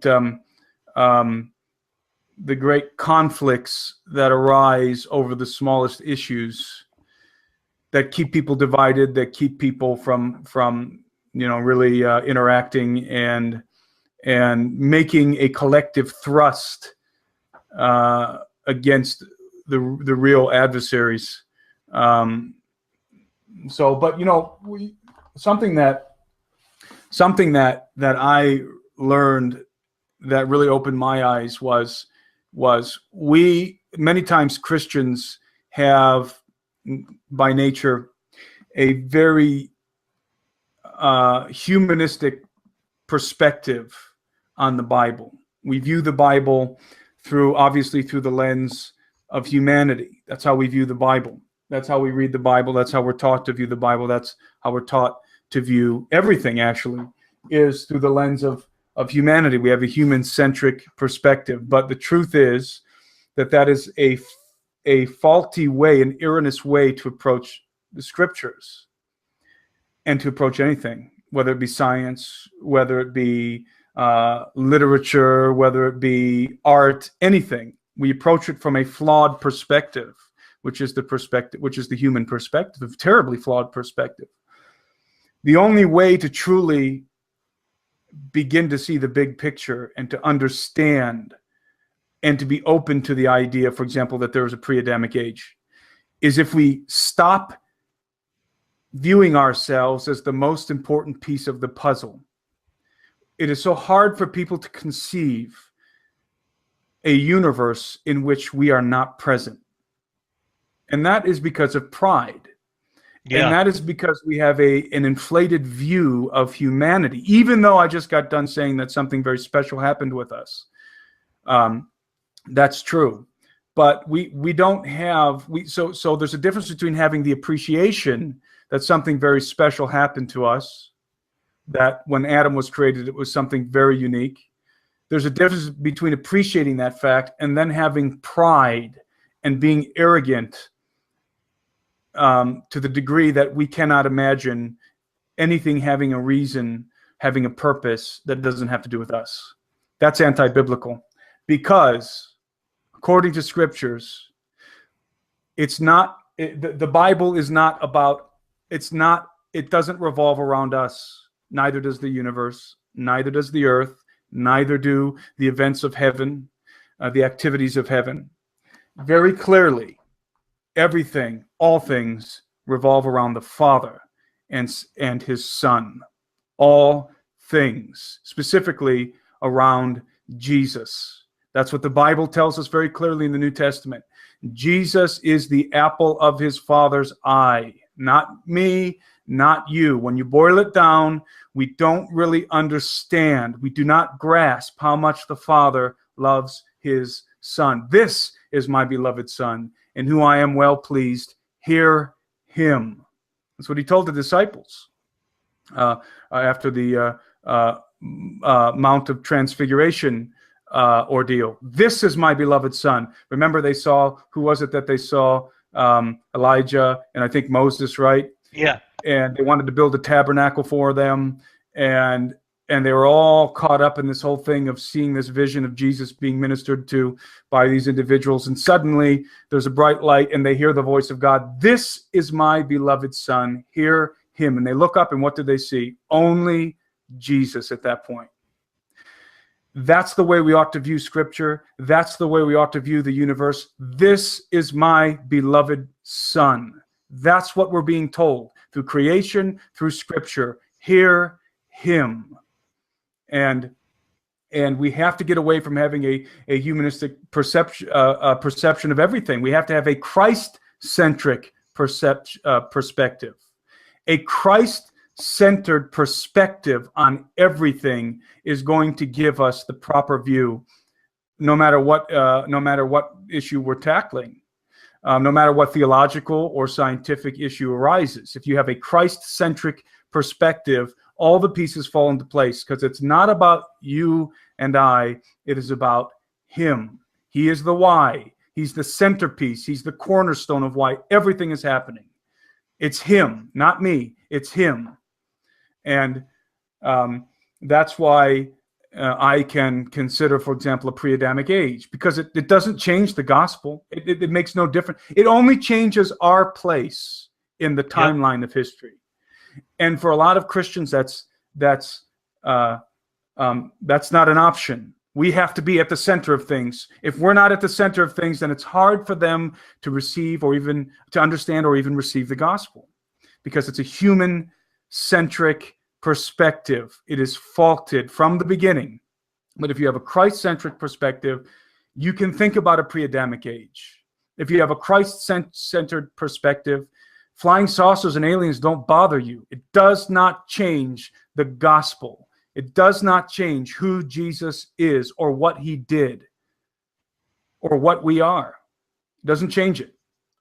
And neither does a pre-trib rapture or a post-trib rapture or any of that kind of stuff change the fact of who is this man, the primal question that is being posed to us and answered throughout Scripture from Genesis to Revelations. He is the beginning, he is the Alpha, and he is the end. He is the Omega.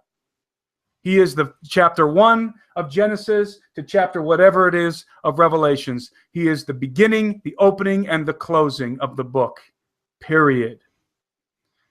And once we become comfortable with that kind of a perspective, then we are grounded on solid and into a solid foundation. We are anchored into Christ. We are not bothered by other sentient entities being in the mix and having a role. Doesn't bother us because it doesn't matter. The gospel isn't about me, it's about him. And yes, I'm a human being, and therefore the Scriptures are laying out what I am, where I came from, what we've become, and why we need him, and what he does for us in his benevolence and grace. And that's what it is. It's just grace. He didn't have to do it. You know, I mean, I wouldn't have if I was God. Of course, that's a futile statement, but certainly from a human perspective, we would never give the kind of grace and mercy and forgiveness to creatures such as ourselves. So it's not even valid to approach the Bible from a human perspective. We have a human-centric perspective. We're human, so that's the perspective we have. But I'm saying we're not at the center. We're not at the center. We don't make the universe work. It doesn't exist for us. The flower on the bottom of the ocean isn't there because human beings love beauty. It's there because the Father loves his Son. All things were created for him and through him. And so what I'm saying is people ought not be afraid to venture into these ideas Anchor yourself in the gospel. Anchor yourself in Christ. Know who you are. Know why you need salvation. That's something that so many believers have forgotten, or can't Yeah. even answer that question. What are you being saved from? What's your problem? Why do you need a Savior? Well, if you can't answer that question, then you don't have an understanding of the gospel. And furthermore, if you can't answer that question, then there's no way you can understand what's happening on the earth. There's no way. You've got to understand the human condition and how the human condition fits into everything else that's happening in regards to the stuff we've been talking about today. So, people say they're pre-trib, they're post-trib, they're mid-trib. I'm pre-flood, man. I am pre-flood. Yeah. Because for me, we have got to understand what happened in the world before the flood of Noah if we're going to have any idea whatsoever about what is going on now and what is coming. Because going back to CERN, this grand conspiracy I was referring to make war on God and to release these entities that are bound, to open the gates and release them, is at the center of this is the desire to restore and resurrect the golden age.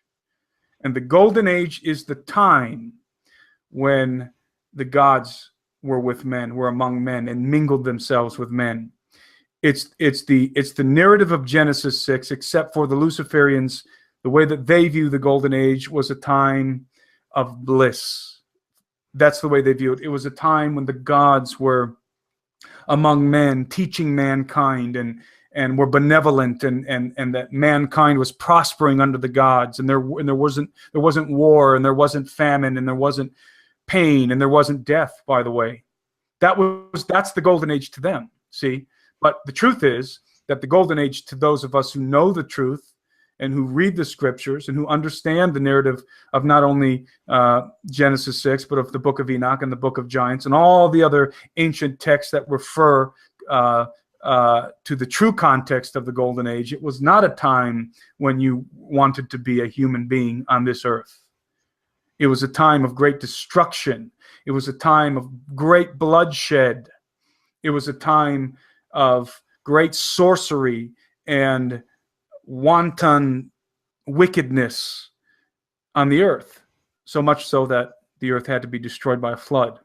A time of genetic corruption, monsters and demonic creatures, the likes of which we can't even properly portray in movies. I mean, it's no wonder men's hearts will fail them for looking after those things which are coming upon the earth. And because there is a resurrection, there is a institution that is coming of the days before the flood of Noah, the days of Noah. And that's why that terminology is so important to people like us and Steve Quayle and Tom Horn and Ellie Marsuli and everybody else who's in the field researching this stuff, because we understand, we've had a glimpse of what the days of Noah looks like, and it ain't good. It isn't pretty. It's a darkness that we can't even comprehend yet.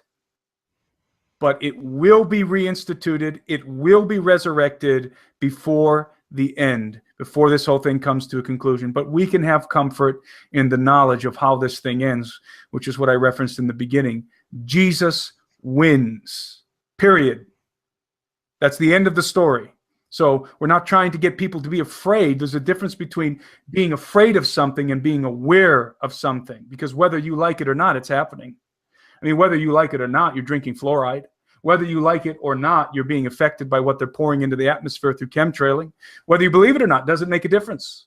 Whether you like it or not, cancer's up thousands of percentages from 20 years ago. Whether you like it or not, it makes no difference.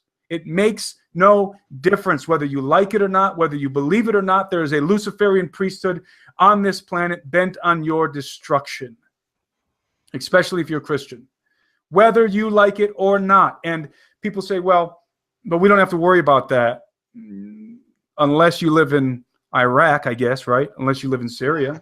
right? Right. That's kind of a Yeah. game changer, isn't it? Let me ask Yeah. you a question, Josh. And I'm not asking you because you happen to believe in a pre-tribulation rapture. But if you or I are a Christian living in Syria, you with your children, me with my children, do you think that the time frame of the rapture would be that important to you? Or would No. you be more concerned about Yeah. getting the hell out of there? Yeah, yeah, no kidding. And that's something that like every time, like on my show or in my daily videos or whatever, anytime that the topic of the rapture or all these silly things that we want to argue about and everything comes up, I try to make that a similar point. Think about what's going on in the Middle East right now to Christians. I mean, they're being slaughtered and raped and families broken apart and I just all this horrific, tragic stuff. Where's their rapture? Do you think they're really thinking about that? And yet we're promised that it's going to get even worse than that because we I think like the American Christian view is that we're safe and secure and it can't happen here. It's going to happen, and there's no guarantee, even with a pre-trib rapture view, there's no guarantee that the rapture is going to come before that, because it certainly hasn't come yet for them in the Middle East, and they that's their daily lives. That's what they have to deal with. So yeah, like I make it a point to always say that like a pre-tribulation rapture belief, which I do have, is no excuse to not be prepared. We still have to be prepared for what's ahead. We have to study things out and research things, and that's why it's so important to look at different angles, because any one of them might be right. If it's based on scripture and it's not some like heretical blasphemous thing, if it's actually based in scripture, there's a lot that can be taken from that. There are different interpretations, any one of which could be right on any given topic, like the rapture or anything prophetic. So it's important to be open enough to at least consider some of those possibilities. But yeah, like I said before, it's no excuse to not be prepared. It's far better to be prepared and not need it than to not be prepared and actually need it. And I do believe that we're absolutely headed towards a time where we are going to need it. We're going to need to know what happened before the flood, because those days are coming back. We're going to need to know, because even with a pre-trib rapture view, the Bible's just not specific enough on when that's going to happen. This stuff can start before that. So I wholeheartedly agree, and that's what's good about a lot of the research. Well, all the research that you're doing is it points back to that time that we can have as an example for what's ahead. And actually, in the first episode of your show, True Legends, it's entitled "Technology of the Fallen," that we've been kind of talking about throughout this episode. In trying to discover more things about the pre-flood world, you actually traveled to and explored Peru and Bolivia, and it's really interesting. What was it about those specific locations that you wanted to research and look into? Well, I lived in Peru, so when we were thinking about where do we want to go first for our first expedition, Peru was the natural choice because it was the quickest, it was the easiest for me to put together. I have a lot of context there. I know what I'm looking for, and so that was just on a very basic level why we chose to go to Peru first. But then also it turned out to be a very wise choice, because as it happens, Peru and Bolivia are very they're linked in a very interesting way, specifically Peru and Bolivia, to a lot of other places on Earth, and in ways that I wasn't even aware of before. So it turns out that it's a good foundation. It's a good place to start if you wanna really get a good glimpse, an introductory glimpse of what David Flynn refers to as Cyclopean technology, and not just David Flynn. That's actually a common term that's used for the kind of megalithic stonework that fits these stones together without mortar. These are very large stones. Peru is a great place, and Bolivia, to get a hands-on experience of what it actually looks like up close, because a lot of places you can only see things from a distance. A lot of places on Earth are closed. You don't want to go anywhere in the Middle East to see this kind of stuff right now. So Peru is still a very tourist-friendly place. Bolivia, not so much, but definitely Peru. And so all the logistics worked out. I speak Spanish, so everything just kind of worked out, and we went there and for our first expedition. But what I wasn't anticipating was to discover along the way all of the historic documents that prove the existence of giants, and not just the existence of giants that are that are 9 to 12 feet tall, but the existence of giants that are 15 to 30 feet tall, that were 15 to 30 feet tall. Very precise historic records concerning giants, histories concerning giants, both from the Inca and from the conquistadors and the historians, the chroniclers that came after them. So it really, I think, a lot of people were probably bored out of their minds in parts of our documentary film, because I lay out so much. I had to decide what of this content do I want to include in the film, this historical content. And I just said, you know what, I'm just going to put it all in there. I mean, it may make your eyes bleed, for about 5 minutes or so, or 10 minutes or so during the documentary, to just absorb that much textual information.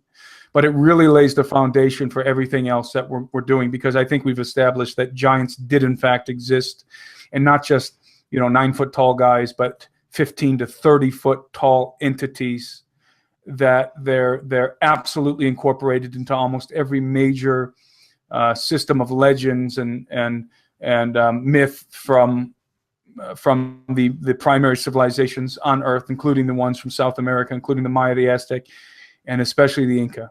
So we laid the groundwork, we laid the foundation that the megaliths were not built, historically speaking, in the opinion of the natives, and in the opinion of the conquistadors and of the chroniclers. The megaliths were not built by the natives. The megaliths in Peru and Bolivia were not built by even some extraterrestrial entities. They were very convinced. In fact, the Inca matter-of-factly believed that the megaliths were built by the gods before the world was destroyed in the flood. That the megaliths were built by the gods and their giant offspring. That's what they believe. We're not superimposing our belief onto what they believe. We're showing you what they believed. As a matter of fact, what they believed. Again, the Inca, the conquistadors, and the chroniclers believed that the megaliths, specifically in Peru and Bolivia, because those are the ones they're referencing, were built by the civilizations that existed before the flood of Noah. Civilizations, many of which happened to be giants. And I say many of which because there was so much going on in the pre-flood world. Oh my God! I mean, it was just an absolute. The complexity of what was happening before the flood of Noah. Look at what's happening now in our technological age. There's so much going on that it's hard to keep up with it. But I'm telling you, it was even more complex before the flood. Different kind of technology, but even more complex. There were so many creatures roaming this earth, so many entities, sentient entities, conscious beings that were not human and that were never supposed to exist, roaming this earth before it was destroyed in the flood of Noah. Wow, many of which were giants. Yeah, absolutely. And it blows my mind to actually consider how different life would have been back in that time, but also that we're headed towards something like that again. I mean, we're gonna have to deal with that. It's insane to think about. Some of the places that the sites and stuff that you've explored. The popular show Ancient Aliens, have covered those, and obviously, in my opinion, not as well as what you have, but I think just about any Christian or logical person would believe the same. But how do your findings compare and contrast with those of the popular television series Ancient Aliens? Well, Ancient Aliens does not take into account. Let's be specific to Peru and Bolivia, because they went to Sacsayhuaman, they went to Pumapunku, Tiwanaku in Peru and Bolivia, to the Lake Titicaca area. They did not take into account, when they were at those locations, what the Inca actually believed or what the chroniclers actually believed. They just completely bypassed that as if it's not worth anything. It doesn't make a difference. They were stupid. They were stupid, ignorant, Neanderthalic-brained people. It doesn't matter what they thought. We're technologically advanced now. We have the internet.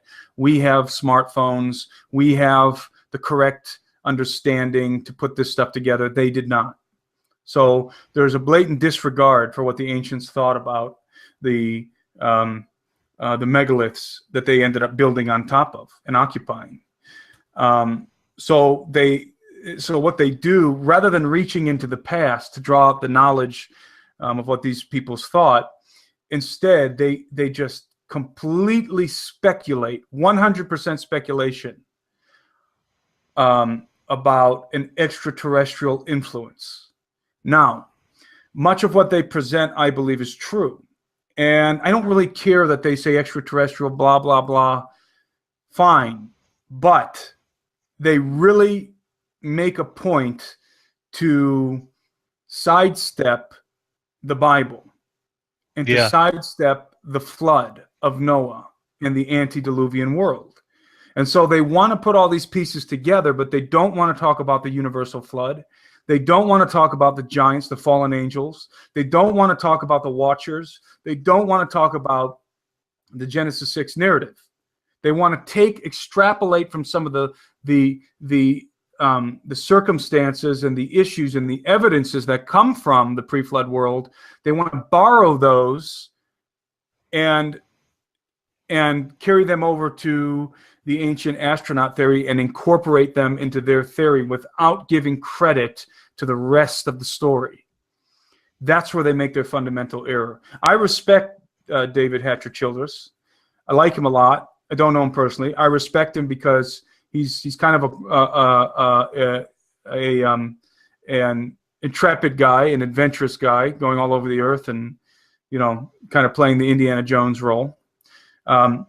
I respect Brian Forster, the primary researcher dealing with the elongated skulls, especially in Paracas, and he's out of Cusco. I respect him a lot. I've had a limited correspondence with him. But these guys, fundamentally, if you really talk to them, listen to them, they despise the gospel. They can't give it any credit. They don't want to consider the possibility that the Bible is just true, that it is giving a true account, that the book of Enoch is giving a true and honest account of what happened. They don't want to accept that. It's not even within the realm of possibility for them. So they go over to the aliens. And I would say that they've got maybe 50% of the picture correct, in postulating that there's no way that mere human beings could have done this or that or the other, or that this had to be high technology and blah, blah, blah. Sure, we agree. But I think that it's way easier to prove, way more rational, that the narrative of the Bible is actually true. You can't sidestep the flood of Noah. Yeah. You sidestep the flood of Noah, you're getting into the realm of ridiculous. You really are. Because everybody believed in the flood of Noah. I don't care if Richard Dawkins doesn't believe it happened. What does that matter to me? Everybody before him did. Everybody that mattered in the ancient world believed in a universal flood.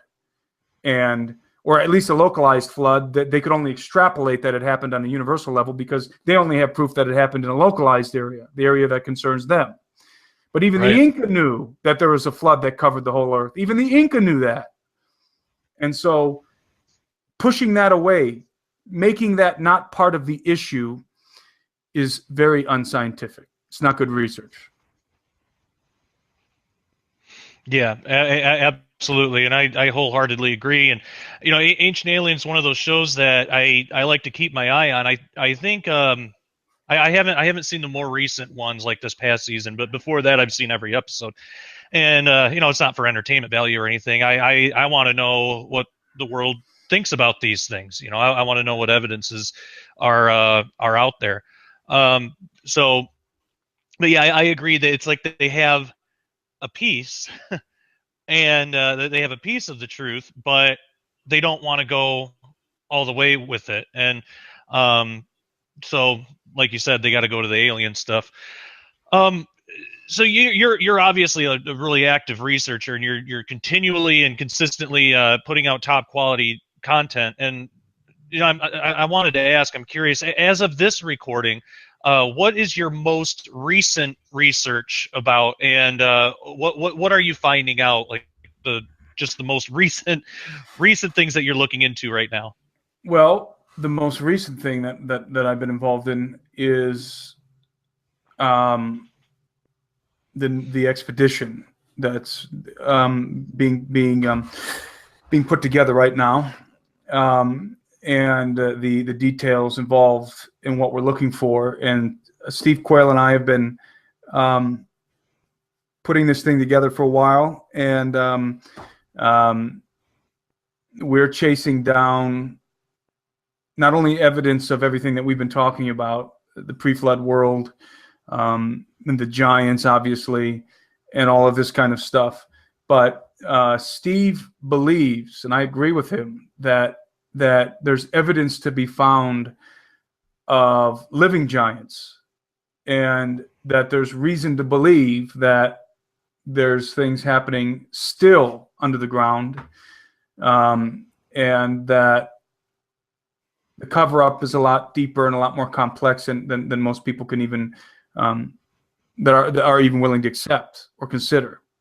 So, and I know that's being very vague because there's certain details I don't want to give away yet, but we are very much involved in planning the logistics right now, and we've got some production. We've got some production eye candy, I guess you could describe it as, CGI type stuff that's in the works. That's going to be coming out in our next episode. We've got we've got a lot of research going on that we're conducting relating to our next episode. So that's what we've been involved in. Also, Steve's is almost ready to publish a new book, which I won't reveal what that is. I'll let him do that. But very exciting stuff. I think he's going to be announcing it in January. So that's a little teaser for people. Steve's got a new book coming out. Won't say what it is or even what it's about, but it's one of my favorite topics, and I'm willing to bet it's one of your favorite topics too, Josh. So, and he's got some pretty amazing information coming out in his new book, so he's involved in that. So, and I have to be sort of ambiguous about everything, because we don't like to give too many details away before we actually go and do the on location research and talk to our contacts and actually film stuff, because I don't want to tell people we're doing this, that, and the other, and then for some reason it falls through and we don't end up doing those things. So that was very vague and probably very unhelpful. Oh no, that's totally fine and completely it's completely understandable, and it gives people something to look forward to, that there are big things ahead, and that's something I'm definitely going to be keeping my eye on too, because that sounds really interesting. It is time for viewer questions for the audience. If you want the chance to be able to send in questions to future guests, you can do so at the Sharpening Report Facebook group. Just go to Facebook, look up the Sharpening Report, send a request to be a member of the group, and I'll be happy to approve you as long as your Facebook page isn't spammy or trying to sell people jerseys or sunglasses or something like that. If you join the group every time there's a new guest, as far in advance as I can, I'll pin a post in the top of the news feed in the group.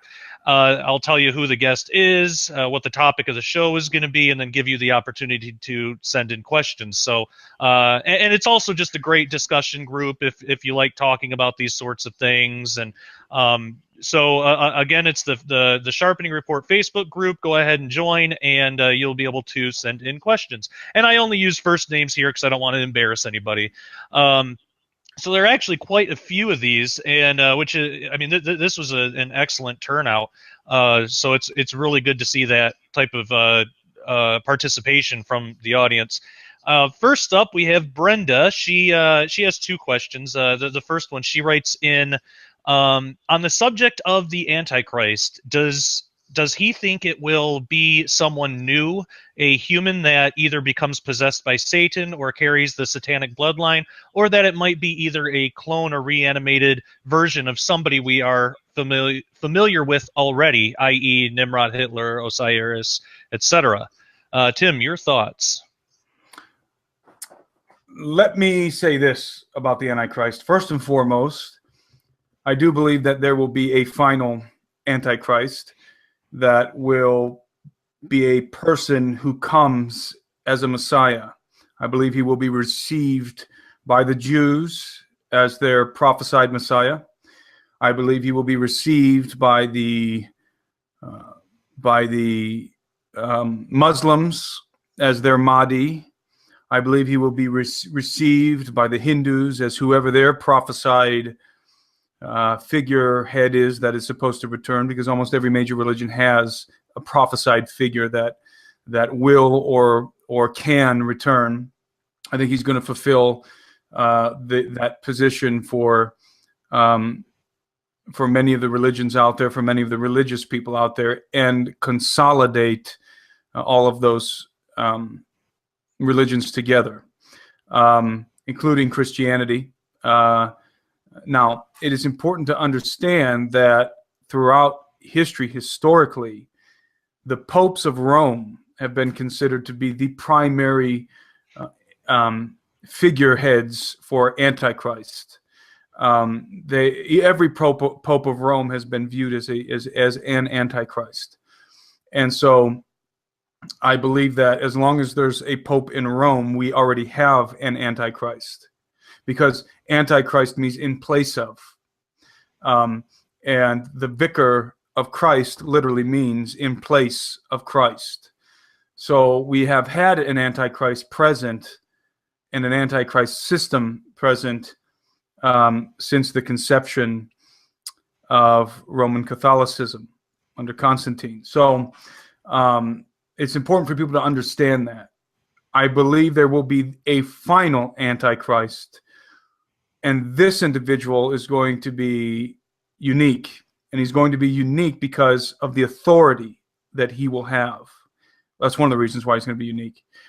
The Antichrist is described in the book of Revelations of having the all-human authority, because the 10 kings give him their authority, which is interesting because it's God who entices them to do that. But then also the dragon, Satan, gives him his authority. So here we're going to have a person in whom all of man's authority and the devil's authority is going to be consolidated. That is a phenomenon that I think has not yet happened and is going to happen and will be unique to this individual. Now, I reject the idea that the Antichrist is going to be a mere political figure, such as the Left Behind series portrays him, and the other Christian movies that have portrayed the end times. The Antichrist is just some demonically infused figurehead. I don't believe he's just going to be a man possessed by the devil. I don't believe he will be fully human. I believe that the best way to understand the Antichrist is to take the person of Jesus Christ and flip it upside down, especially as it pertains to the prophecies of his coming. I believe that the Antichrist is coming on the clouds, and every eye will see him. I believe that every knee will be forced to bow to him, except for those of us who would rather die. But those who choose not to die will be forced to bow. Every tongue will be forced to confess. The Antichrist is the man. I believe he's only going to be part human. He has to be part human for a number of reasons. Is the man that the Luciferian priesthood is going to attempt to enthrone on that seat which belongs to the Son of Man. And that it has to be that way. And this, I won't go deep down this rabbit hole, but I believe that the human component is essential in all of this, because Jesus became one of us. He knew our every weakness. He never sinned, but he wore our flesh. He knew our every trial, and he did that for a number of reasons. Obviously, the most obvious is to redeem us, but the Antichrist has to be human enough to possess human authority. I won't go into human authority right now and why it's so crucial to understanding everything, but the Antichrist has to be human enough to possess human authority, to occupy that throne. However, he won't be fully human, in my opinion. Will he be the seed of Satan himself? I don't know. It's a possibility. I do know that he will have the devil's authority. He will have Satan's authority. That's clear in Scripture. And he will have the authority, the consolidated human authority on earth.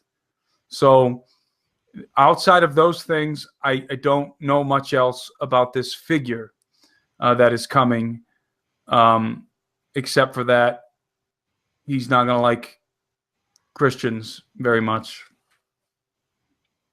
Yeah.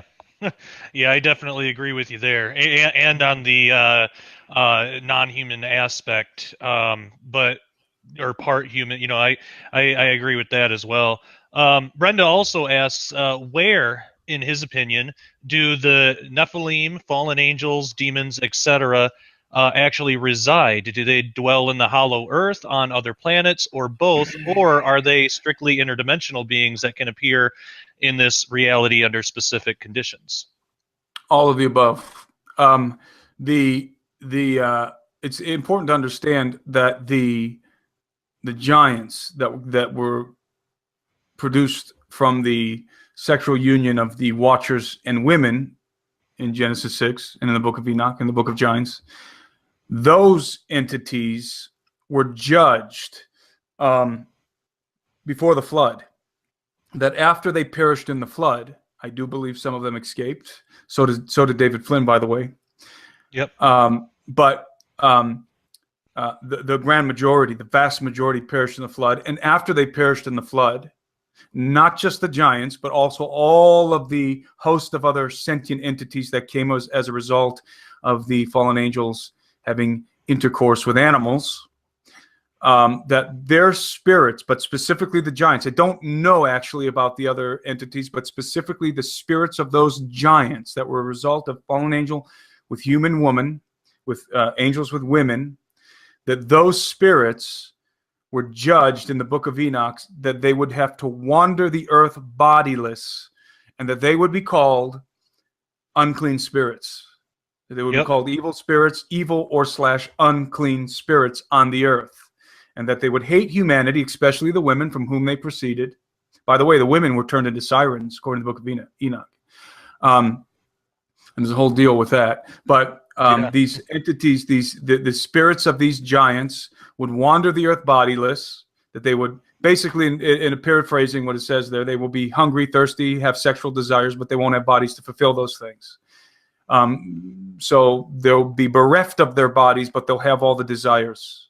Imagine being hungry but not having a body to fulfill your hunger, or being sexually charged but not having any way to fulfill your sexual desires, or being thirsty and not having any way to fulfill your thirst. That's what these entities, these spirits were sentenced to, that kind of a reality.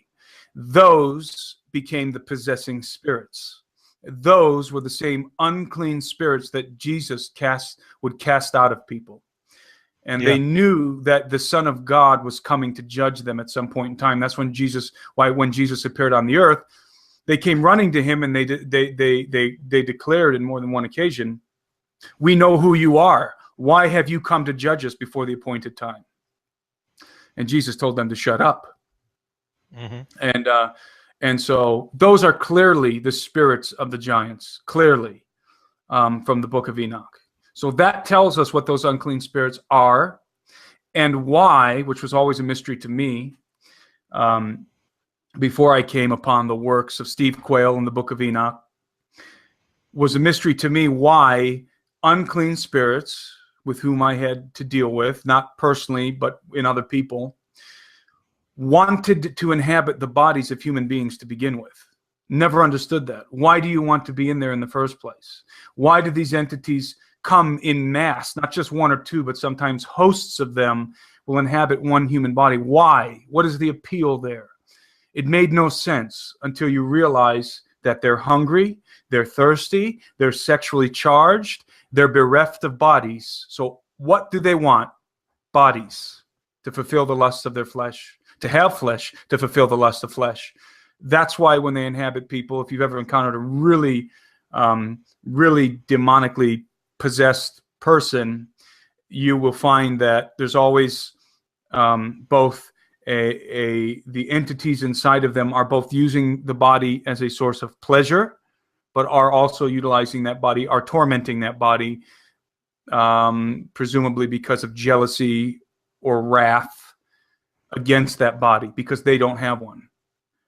So that's the very important component when understanding what demon possession is. Those are unclean spirits, the very same that were the spirits of the giants before they perished.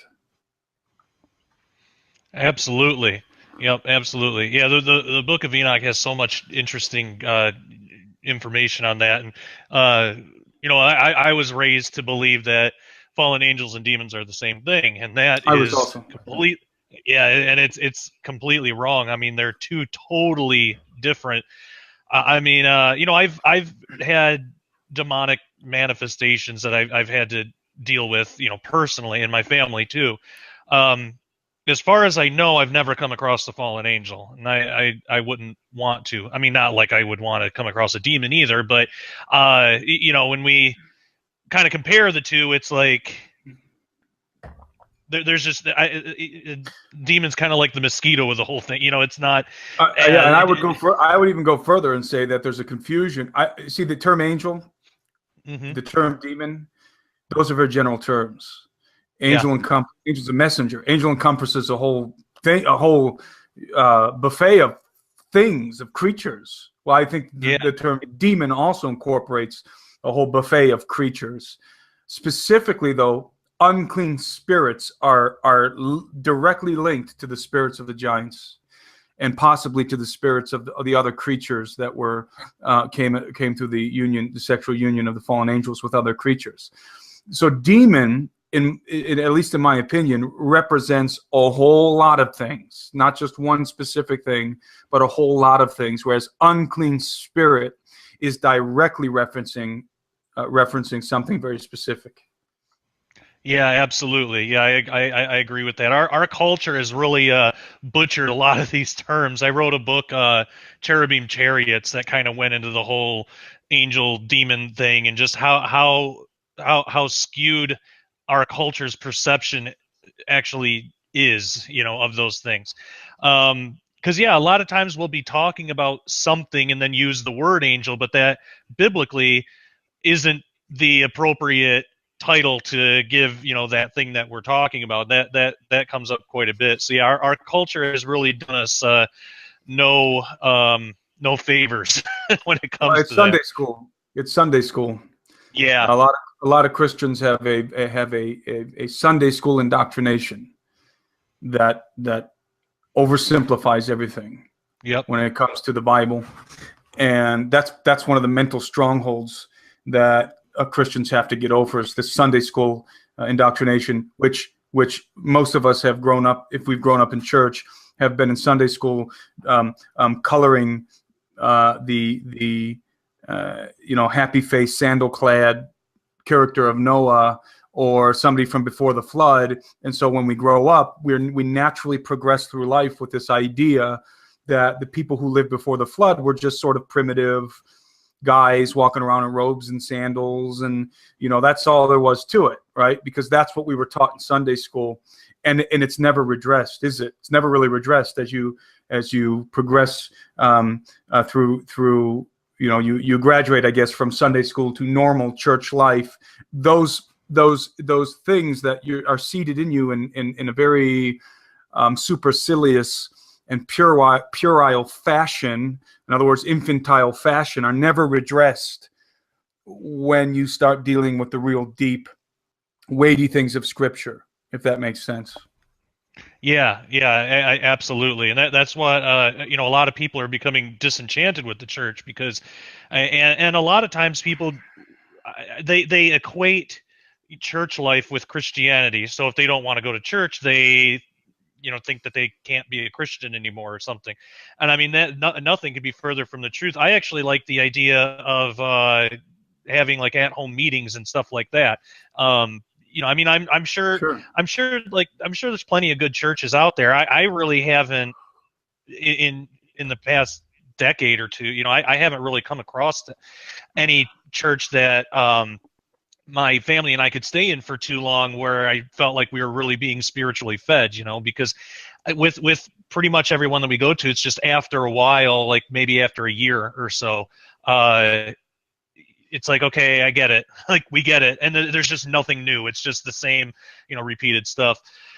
So I like the idea of at-home meetings because then everybody gets a turn to talk. We get to reason together. I mean, even doing the show, I prefer that model over just the same rehashing of the same Sunday school stuff over and over again. So yeah, I absolutely agree with you there.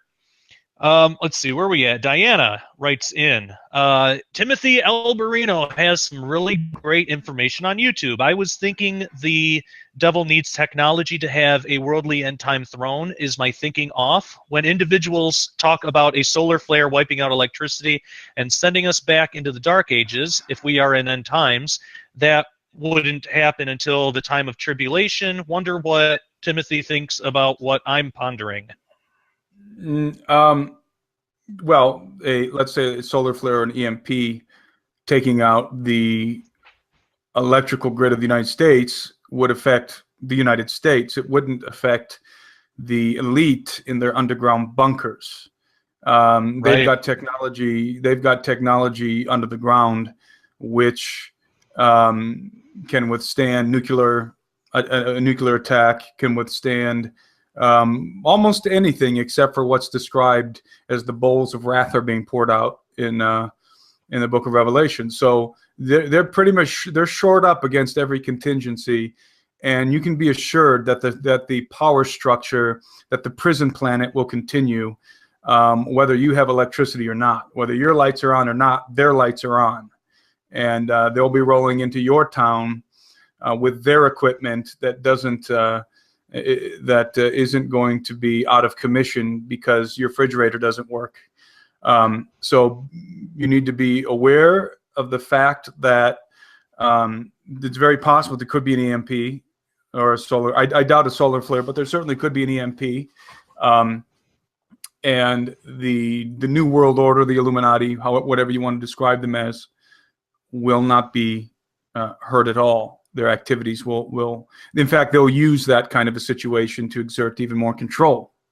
So, as it relates to the devil and technology, isn't it interesting? It is interesting. There's a divide. There was for me for a long time between spiritual things and physical things, between angels and then the physical realm and technology. But the closer you get to the truth, the more those ideas begin to merge.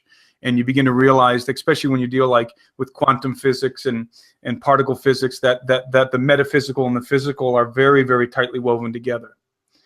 So I just wanted to insert that there. Yeah, absolutely.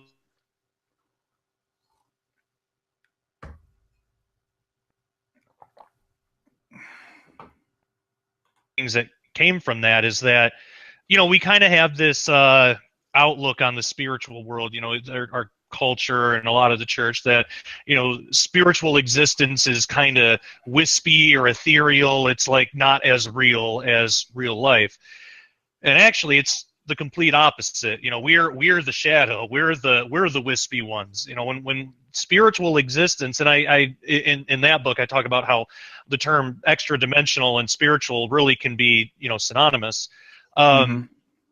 They're more solid and more real than we are. They just have access to what we would call the spiritual world, but really it's higher dimensions. It's the same thing that they can go in and out of. So to us it seems kind of wispy or ethereal, but really we're the ones that are like that. And so yeah, I thought that was interesting.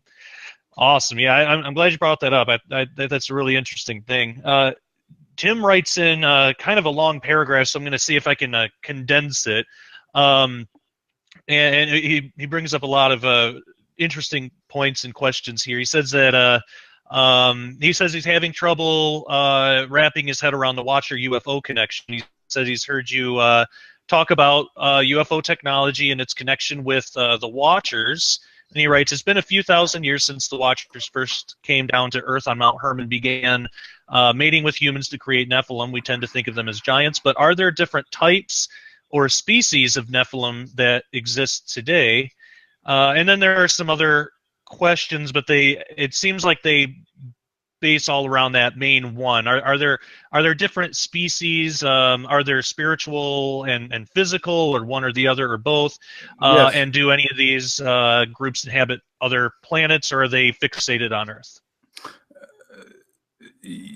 Yes, generally, to answer that question, but again, it's a very complex.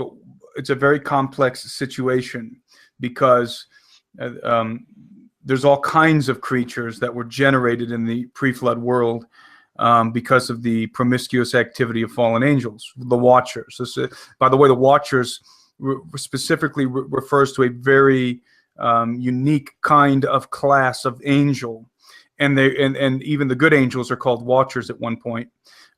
These just happen to be fallen Watchers. So this group 200 beings from a class of angels designated as Watchers, not just in the pseudepigraphical or the apocryphal works, but also in the book of Daniel. And these guys, 200 of them specifically, came down in the days of Jared and began to screw around with the genetics of life on Earth. I believe on one hand, they were just having a, how can I say this without it being too debauched? They were having a good time with a lot of things other than human women, Right. as evidenced in the Book of Giants. But at the same time, outside of a physical pleasure kind of a realm, because they did want that. If you read the Book of Enoch carefully, you will see that it was a carnal desire. By the way, Paul says that women should cover their hair when they pray for the sake of the angels. Now, I'm not making a case here that women need to cover their heads when they pray, but what is it about when women pray? That's interesting because that seems to indicate, little rabbit trail here, that it seems to indicate that when we pray, we become visible to angels. Isn't that interesting? But then also that angels can be are for some reason, I don't know why, but for some reason can be attracted to females. Doesn't say nothing about males, by the way, females, and specifically their hair. They find their hair very attractive.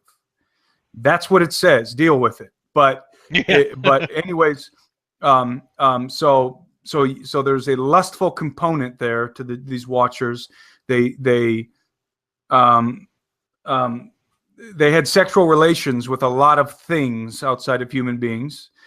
It created a whole mess of sentient, prohibited, unsanctioned creatures on the earth that were never supposed to exist. God didn't create them, didn't plan for them to exist. They didn't come from his design.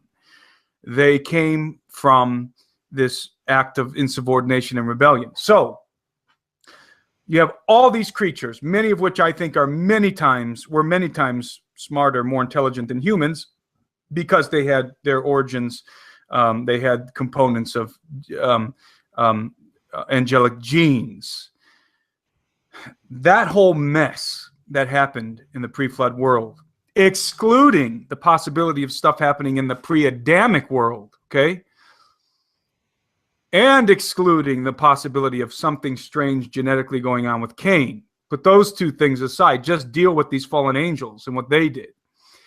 That whole mess is, I believe, the prime origin for a lot of the little things flying around in saucers and in other craft. It's not exclusively the origin, but I think it's primarily the origin. I believe there is pre-Adamic stuff going on. I believe there is stuff going on with Cain.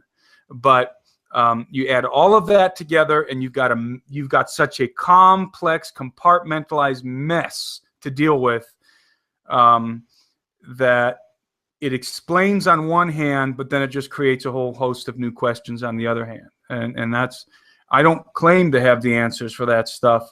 I've got way more questions than I do answers concerning, for example, what about this species that seems to be living under the ground? You mentioned Hollow Earth. Okay, so there definitely seems to be a group of creatures, sentient. When I say sentient, I mean they're self-aware. They're like us. They can think, they can reason, living under the earth. And of course, the obvious question becomes, well, if all these things are smarter and stronger than us, then why don't they just take over? Yeah. The short answer is because God doesn't allow them to. And that is also evident in the Bible and in the book of Enoch. And it has to do with human authority that was given to us over the face of the earth, over every beast of the field and bird and so forth, to take dominion. We have the keys. So there's a lot of creatures under the earth, on the surface of the earth, up in the atmosphere, possibly on other planets. I know a lot of people are starting to subscribe to Flat Earth. I don't chide them for that, but I personally do not. I do believe in a secret space program. I do believe Mars is absolutely essential to understanding a lot of this. And again, I don't get down on people if they believe in Flat Earth. I personally do not, for a handful of reasons. So add all that together, and you've got a lot more questions than answers. And I'm right with everybody asking those questions. Yep, absolutely, and that's something that I can relate to as well. It's one of the it's one of the most frustrating yet most exciting things about being a researcher and author is when you think you find an answer, you get a bunch more, a lot more questions. And I'm quick side note about the flat Earth thing. I totally agree with you there. I'm totally a round Earth guy, but I don't think people that believe in flat Earth are stupid. I don't hate them. I'm not angry with them. The whole vitriol between the two camps, in my opinion, is ridiculous. That's more ridiculous than I've ever thought the belief in flat Earth is. I don't really. Yeah, that's good. I'm actually glad that got brought up because that's something that it's something that I deal with continually because I get, for the most part, people who talk, because I think my audience knows me, so the people that ask me questions, they're not filled with rage or anything because I just won't answer, but I've gotten messages about it, and sometimes it's like the way that questions are phrased, it's just like it's insulting to the other people that believe in that. And it's like, where is that emotional response coming from? Like, why does that bother you so much if they want to believe the earth is a different shape? Like, who cares? Let them, they're not hurting anyone. Right. And I always say this, I've never seen the earth from space. Yeah. So I can never say anything definitively. I'd never seen it. And I certainly don't believe NASA. However, if you subscribe to flat Earth and you believe that all of the heavenly bodies are within the dome, people who don't understand the flat Earth stuff won't have any idea what I'm talking about. But then you've got to trash the work of David Flynn, for example. It doesn't mean anything. It's not worth a dime because, and not only David Flynn, I'm just using him as an example. So many good researchers who have discovered so many things concerning the secret space program, concerning the moon, concerning Mars, and there is a host of stuff concerning Mars. And Yeah. isn't it interesting that all this information is coming out on Mars? I would warn people who, if you're interested in flat Earth, researching it, fine. I think it's legitimate. I think it's compelling. I've researched it myself. I don't get mad at people. I don't put them down if they believe in flat Earth. But I would say this, a word of warning: be careful, because it might be a psyop in anticipation of something that's coming concerning Mars, specifically Mars. So I would just warn people to be careful. I'm not saying it is, I'm saying it could be. And that's what concerns me about flat Earth. So I just want to put that out for people. I have reason to believe there are indications that the flat Earth theory, maybe it wasn't started to be a psyop, but I believe at this point it is definitely being used as a psyop, even if it's true.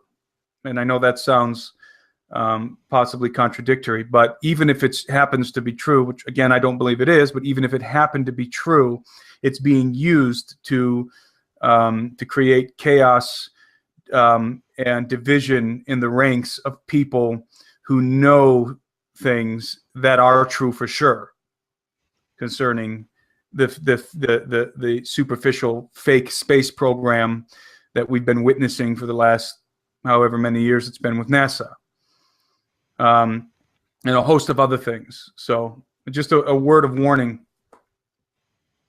Yeah, I'm glad that you brought that up. Yeah, I mean, I've heard of people actually getting divorced over the flat Earth issue. It blows my mind. I mean, just the fruit of it, and not that, one theory, it's not that researching it is like a bad, well, like you said, we can research it, and I've looked into it myself. We've even done shows about it, on the Sharpening Report, and but yeah, I think that's good that you have a word of warning about it, because it can cause division if people allow it to. So I'm glad you brought that up. Levi writes in, he's got a couple of short questions here. He writes in, what is the story behind Lilith, the night hag? Could there be some connection between Lilith and a pre-Adamite or pre-Eve race of humans? I don't know the story behind Lilith the night hag. I know that Steve does. It's in one of his books. I think it's in True Legends. I think he has a. I think he deals with it either in True Legends or in Little Creatures, his latest book. But I personally don't know much about Lilith, the night hag, except for that it was a bad idea to have intercourse with her. That's about all I know about that situation. But yeah, there's a host of creatures that are thought to have been myth, which there's very good reason to believe that they were not mythical creatures. They were very real creatures. And Lilith, the night hag, is probably among in that class. Absolutely. Yeah. Let's see. Okay, his second question. What do you know about the supposed technology of King Solomon? Ancient aliens sometimes mention Solomon's ring or his flying machine. So I was wondering what you know about such ancient technology, or are those stories even true? There are ancient legends concerning Solomon and his flying ship. I don't know if it's ever been validated. I have no idea, but I do know that there is a legend concerning Solomon's ring, which he used to conjure demons, entities that he enslaved for the purpose of building the temple. That's a very famous legend. In fact, I believe that legend is central to Masonic rituals and Masonic tradition. Is it true? I don't know. I do know this. There does seem to be an indication to me that it might be true, because Solomon, often attributed as the wisest man in the world, or considered to be the wisest man who ever lived, was somehow beguiled by the women that he was engaged with, the many women that he was engaged with, and convinced to worship these other entities. So it is apparent that Solomon was dipping into what is referred to as the mystery schools. So it wouldn't surprise me that there is truth to Solomon's ring, and whether he had a flying craft or not. The only thing about him having a flying craft is it seems like a strange omission from Scripture.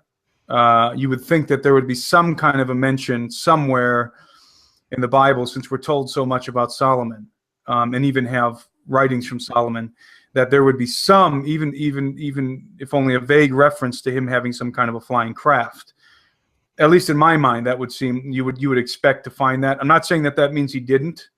I'm just saying that I have no indication outside of what others have dug up, such as David Hatcher Childress in his book Technology of the Gods. He breaks that down, and I think he makes some very valid points. But the ring, I do believe there is some truth to that. There is definitely reason to believe that Solomon did turn to what we call the mystery schools, to the forbidden knowledge and worship of these entities. Yeah, I agree. It makes a lot of sense. Let's see. I'm going to try to condense this one down. Ashley and Aaron Mason write. Basically, they want to know what your opinion is about the skepticism of the Nephilim technology, and they make the point along the same line of questioning, I suppose. What does he think of the engineer in Flint, Michigan, that moved his garage and built the mini Stonehenge in his backyard without modern tools?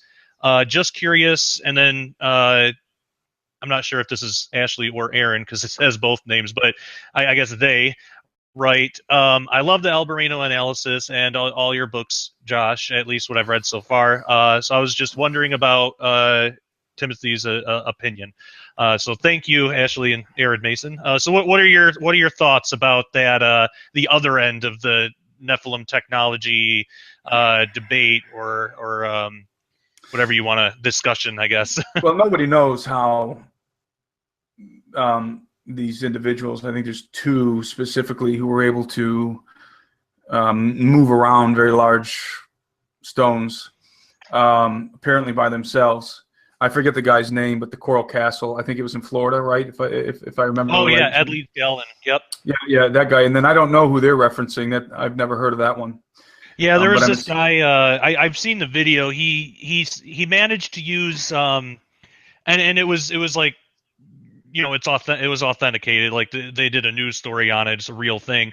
He was able to basically use simple tools like ropes and just like handmade pulleys and, you know, just really simple tools to be able to cut out a big like a large chunk of rock. And he showed like these methods of being able to move it around, and he used those methods to actually move his entire garage. And it was just him doing it just by his own strength. And I think this guy was like in his 40s or something. So so he wasn't like some, you know, big like bodybuilder or anything like that. He's just a normal looking guy. And it's an interesting video.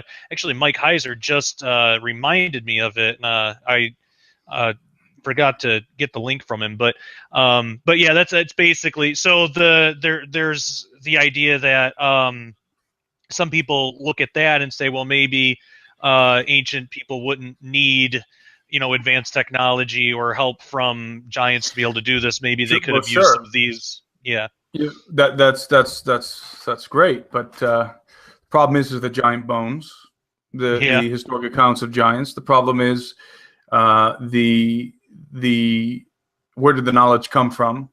And every indication is that it came from the Watchers.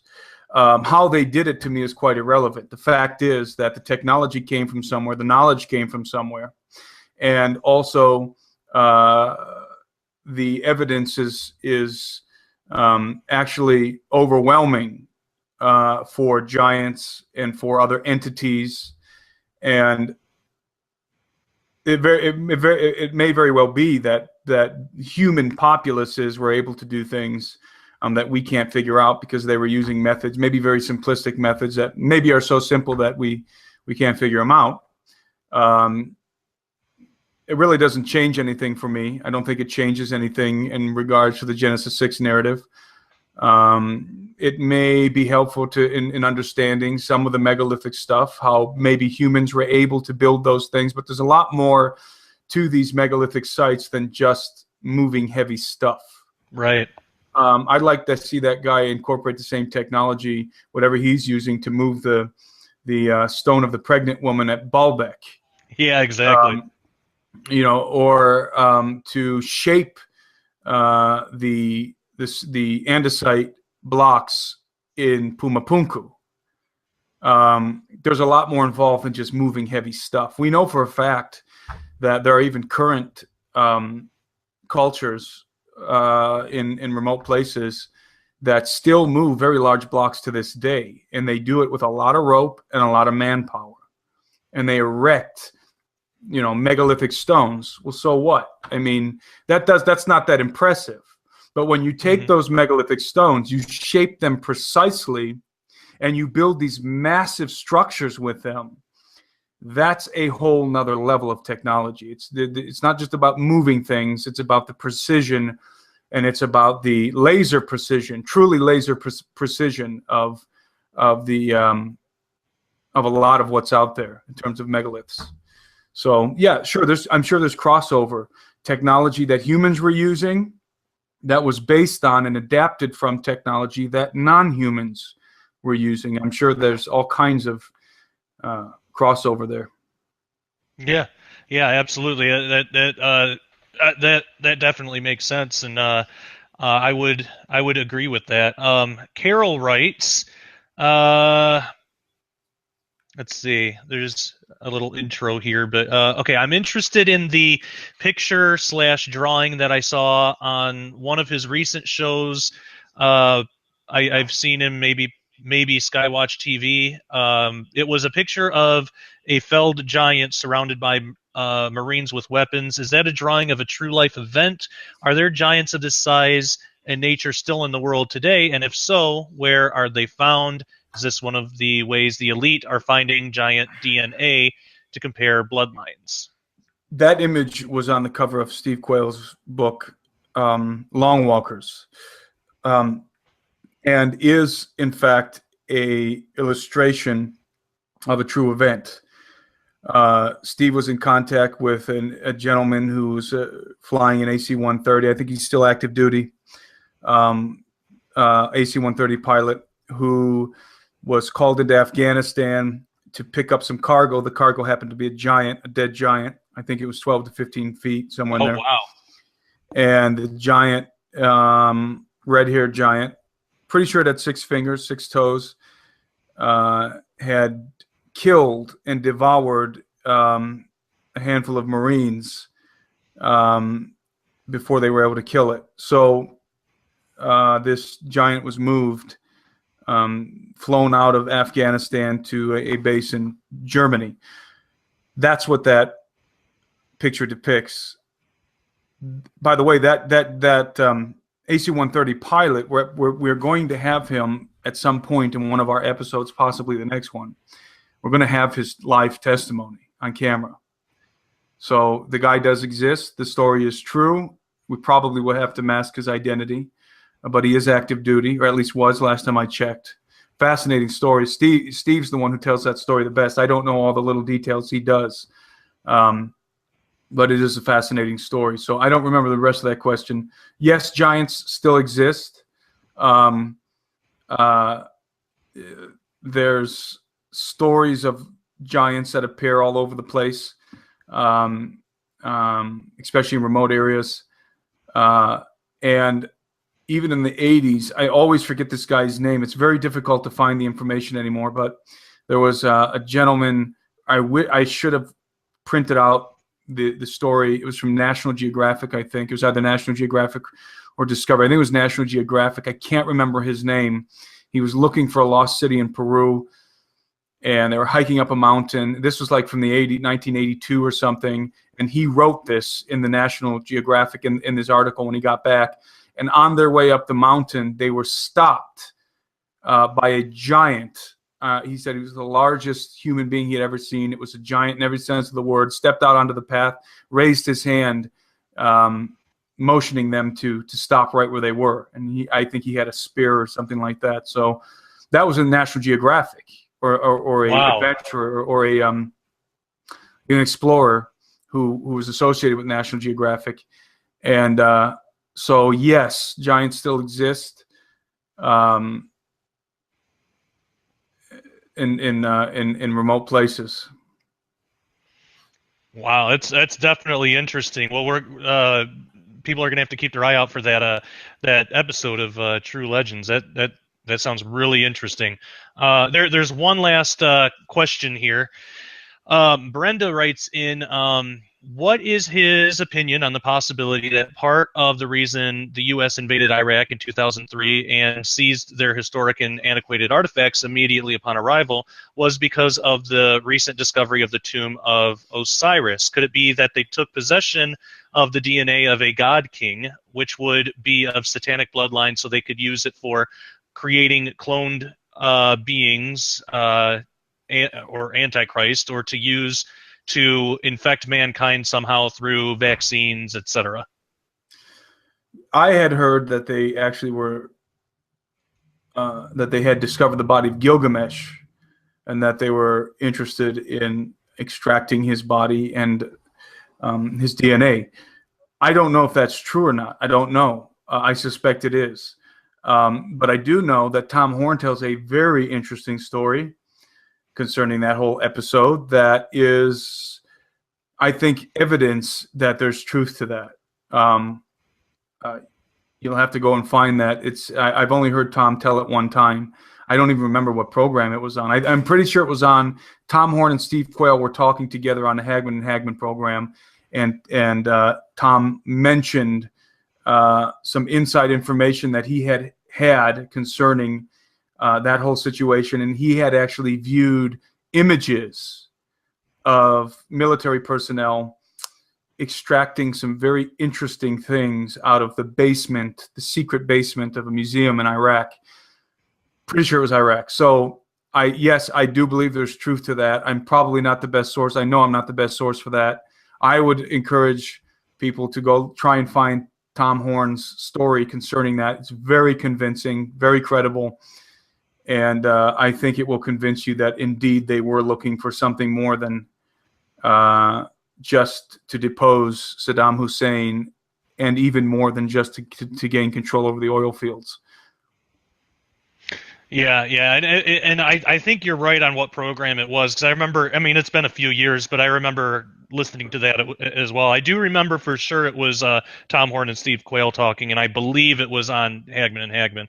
But I know that has been referenced a lot. Other researchers have referenced that specific show, so it should be pretty easy to track down if people just. It's a fascinating story, absolutely fascinating story.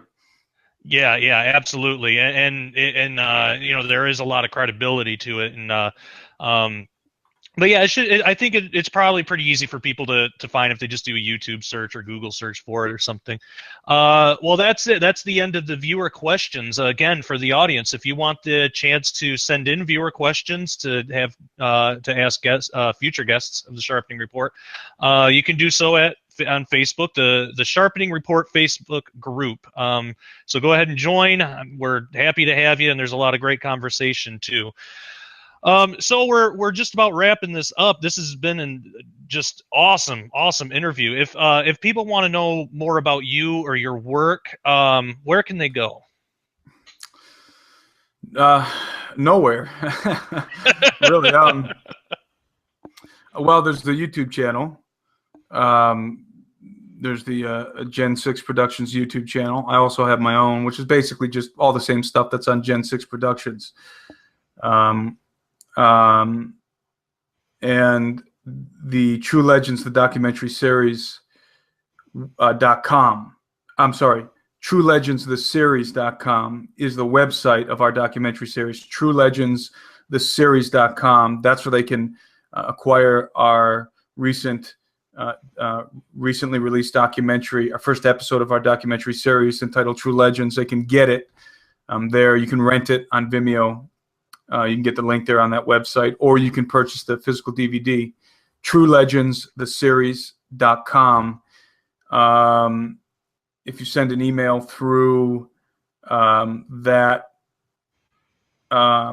through the email section on that website, through the contact section on that website, I will get it.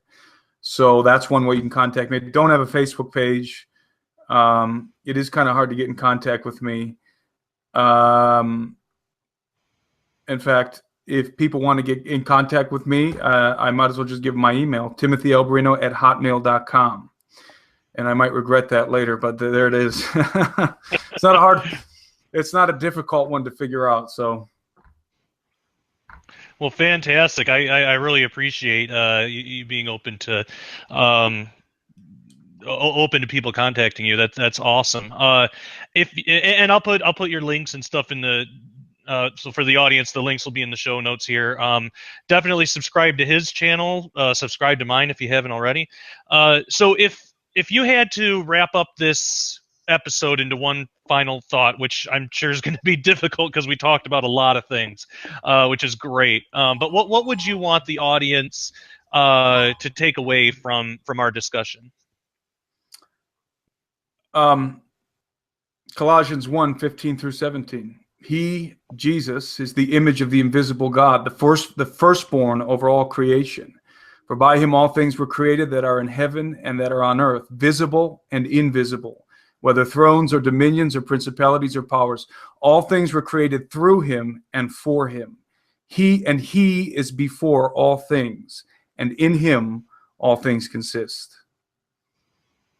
Amen. That's a great great final note to end the interview with. Well, I cannot thank you enough for coming on the show and for offering us so much of your time. I know you're incredibly busy, so it's very much appreciated. And this has just been an awesome discussion. We're definitely gonna have to have you back on sometime. Well, I've enjoyed this very much, and appreciate you having me on. And I'm willing to come back whenever you want. I think we did. I think we did almost 4 hours. Yeah, I think about 3 or 4 hours. That's good. It'll give there's a lot of content for the audience. But yeah, absolutely, we'll have you back on. And I know my audience pretty well. I'm sure that I'm going to get a lot of suggestions to bring you back on. So we'll definitely set that up. Well, thank you, Josh, and I look forward to coming back on in the future, and certainly when we get back from this next expedition that we're about to go on, I'll have a lot more information that I will be at liberty to talk about that I think you guys would probably find very interesting. Fantastic. Well, we'll definitely be looking forward to that. All right, hang on the line.